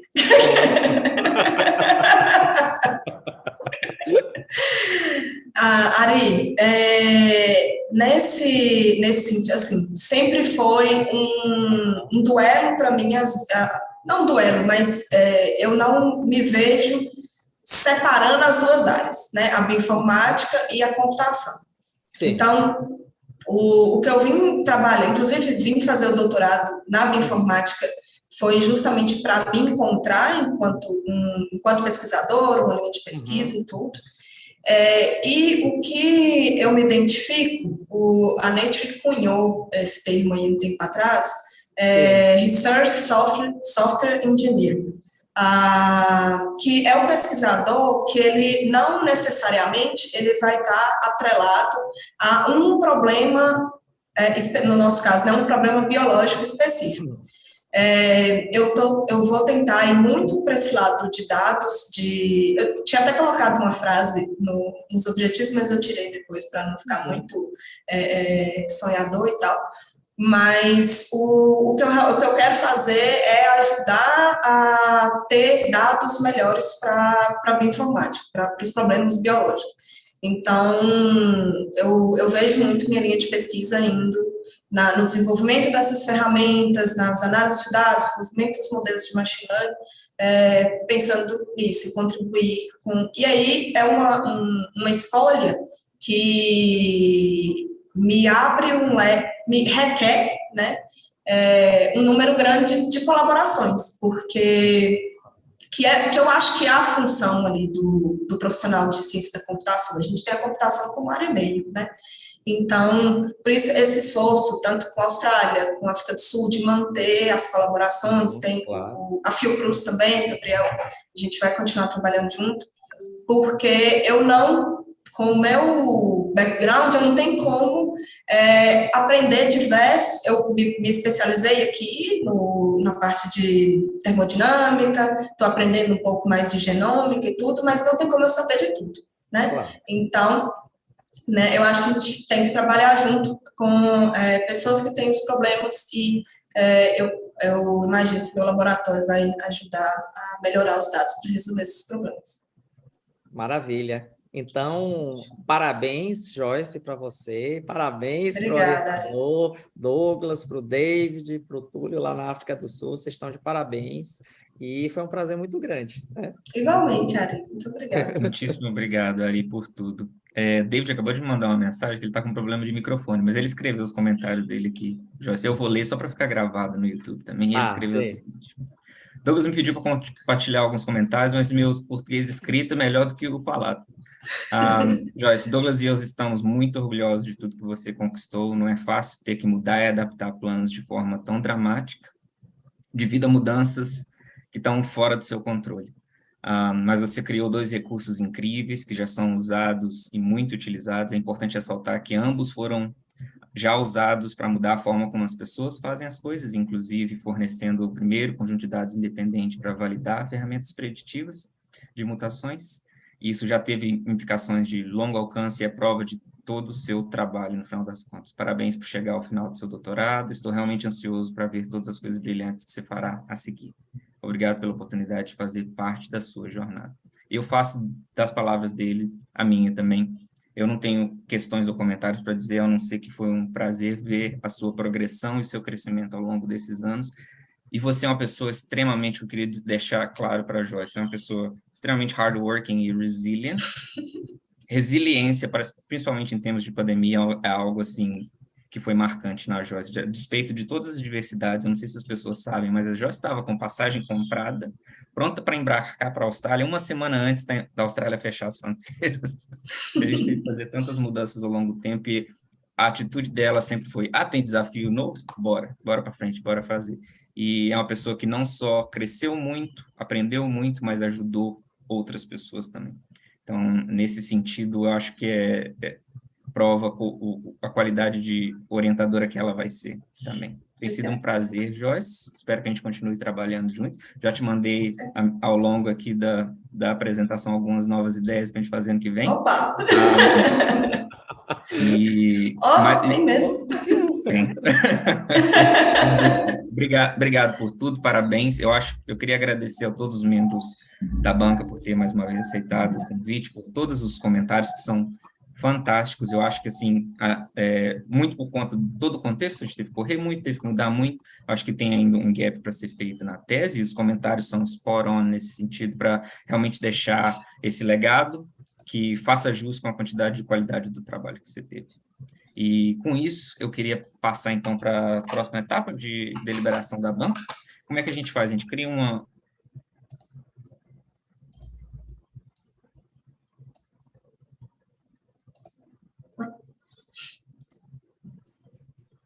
Joyce, daqui a pouquinho eles voltam, tá bom? Beleza. Ele estava falando e, de repente, parou de falar. Pode ficar aqui. Ari, está mutado. Me coloque de novo lá, Sheila, que eu sem querer apertei aqui e voltei. Peraí. Me perdoe. Deixa eu ver se eu consigo aqui. Peraí. Ou então me manda. Ah, não, peraí. Eu vou. Peraí que eu vou. Eu acho que você vai ter que sair e entrar de novo Sim. no link. Peraí. Join the liberation. Não. Ai, consegui. Deixa eu ir lá na sala, já volto, tá? Beleza, Sheila.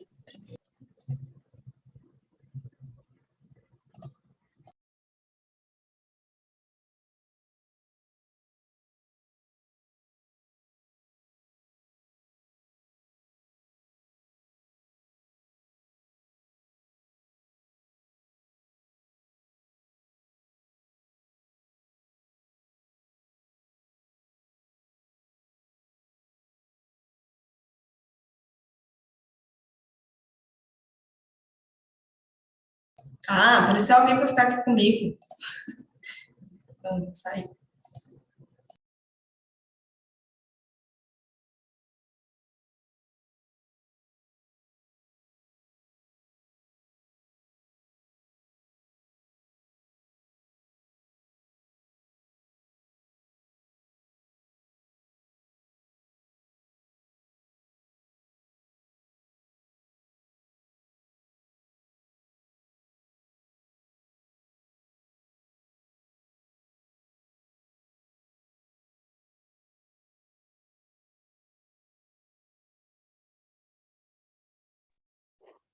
Eu apareci e saí, muito bom, né?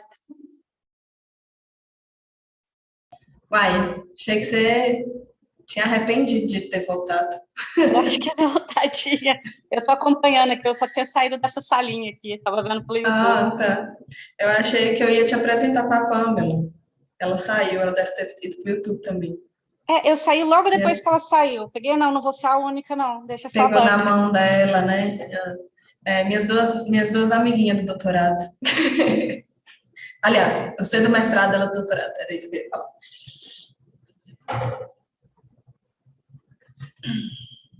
Voltaram. Foi só um pouquinho. Estão voltando aqui. Ai, Joyce, que orgulho de você.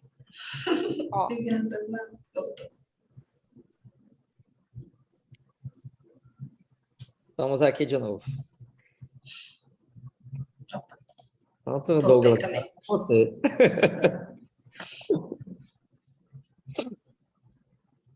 Acho que eu não estou escutando o Douglas, não. Alguém tá? Mutado. Não. Douglas? Não. A gente não está te ouvindo. Tá.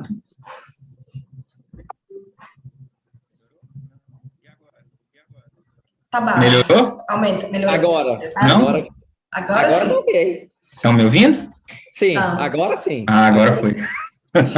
Essa Agora- entrada e saída do breakout room mudou meu É. input. Bem, Joyce, a banca deliberou e queria te dizer parabéns, doutora Joicymara Xavier. Obrigada. Vamos tirar foto aí. Obrigada, gente. Vamos tirar foto. Obrigada, bota os coraçãozinhos.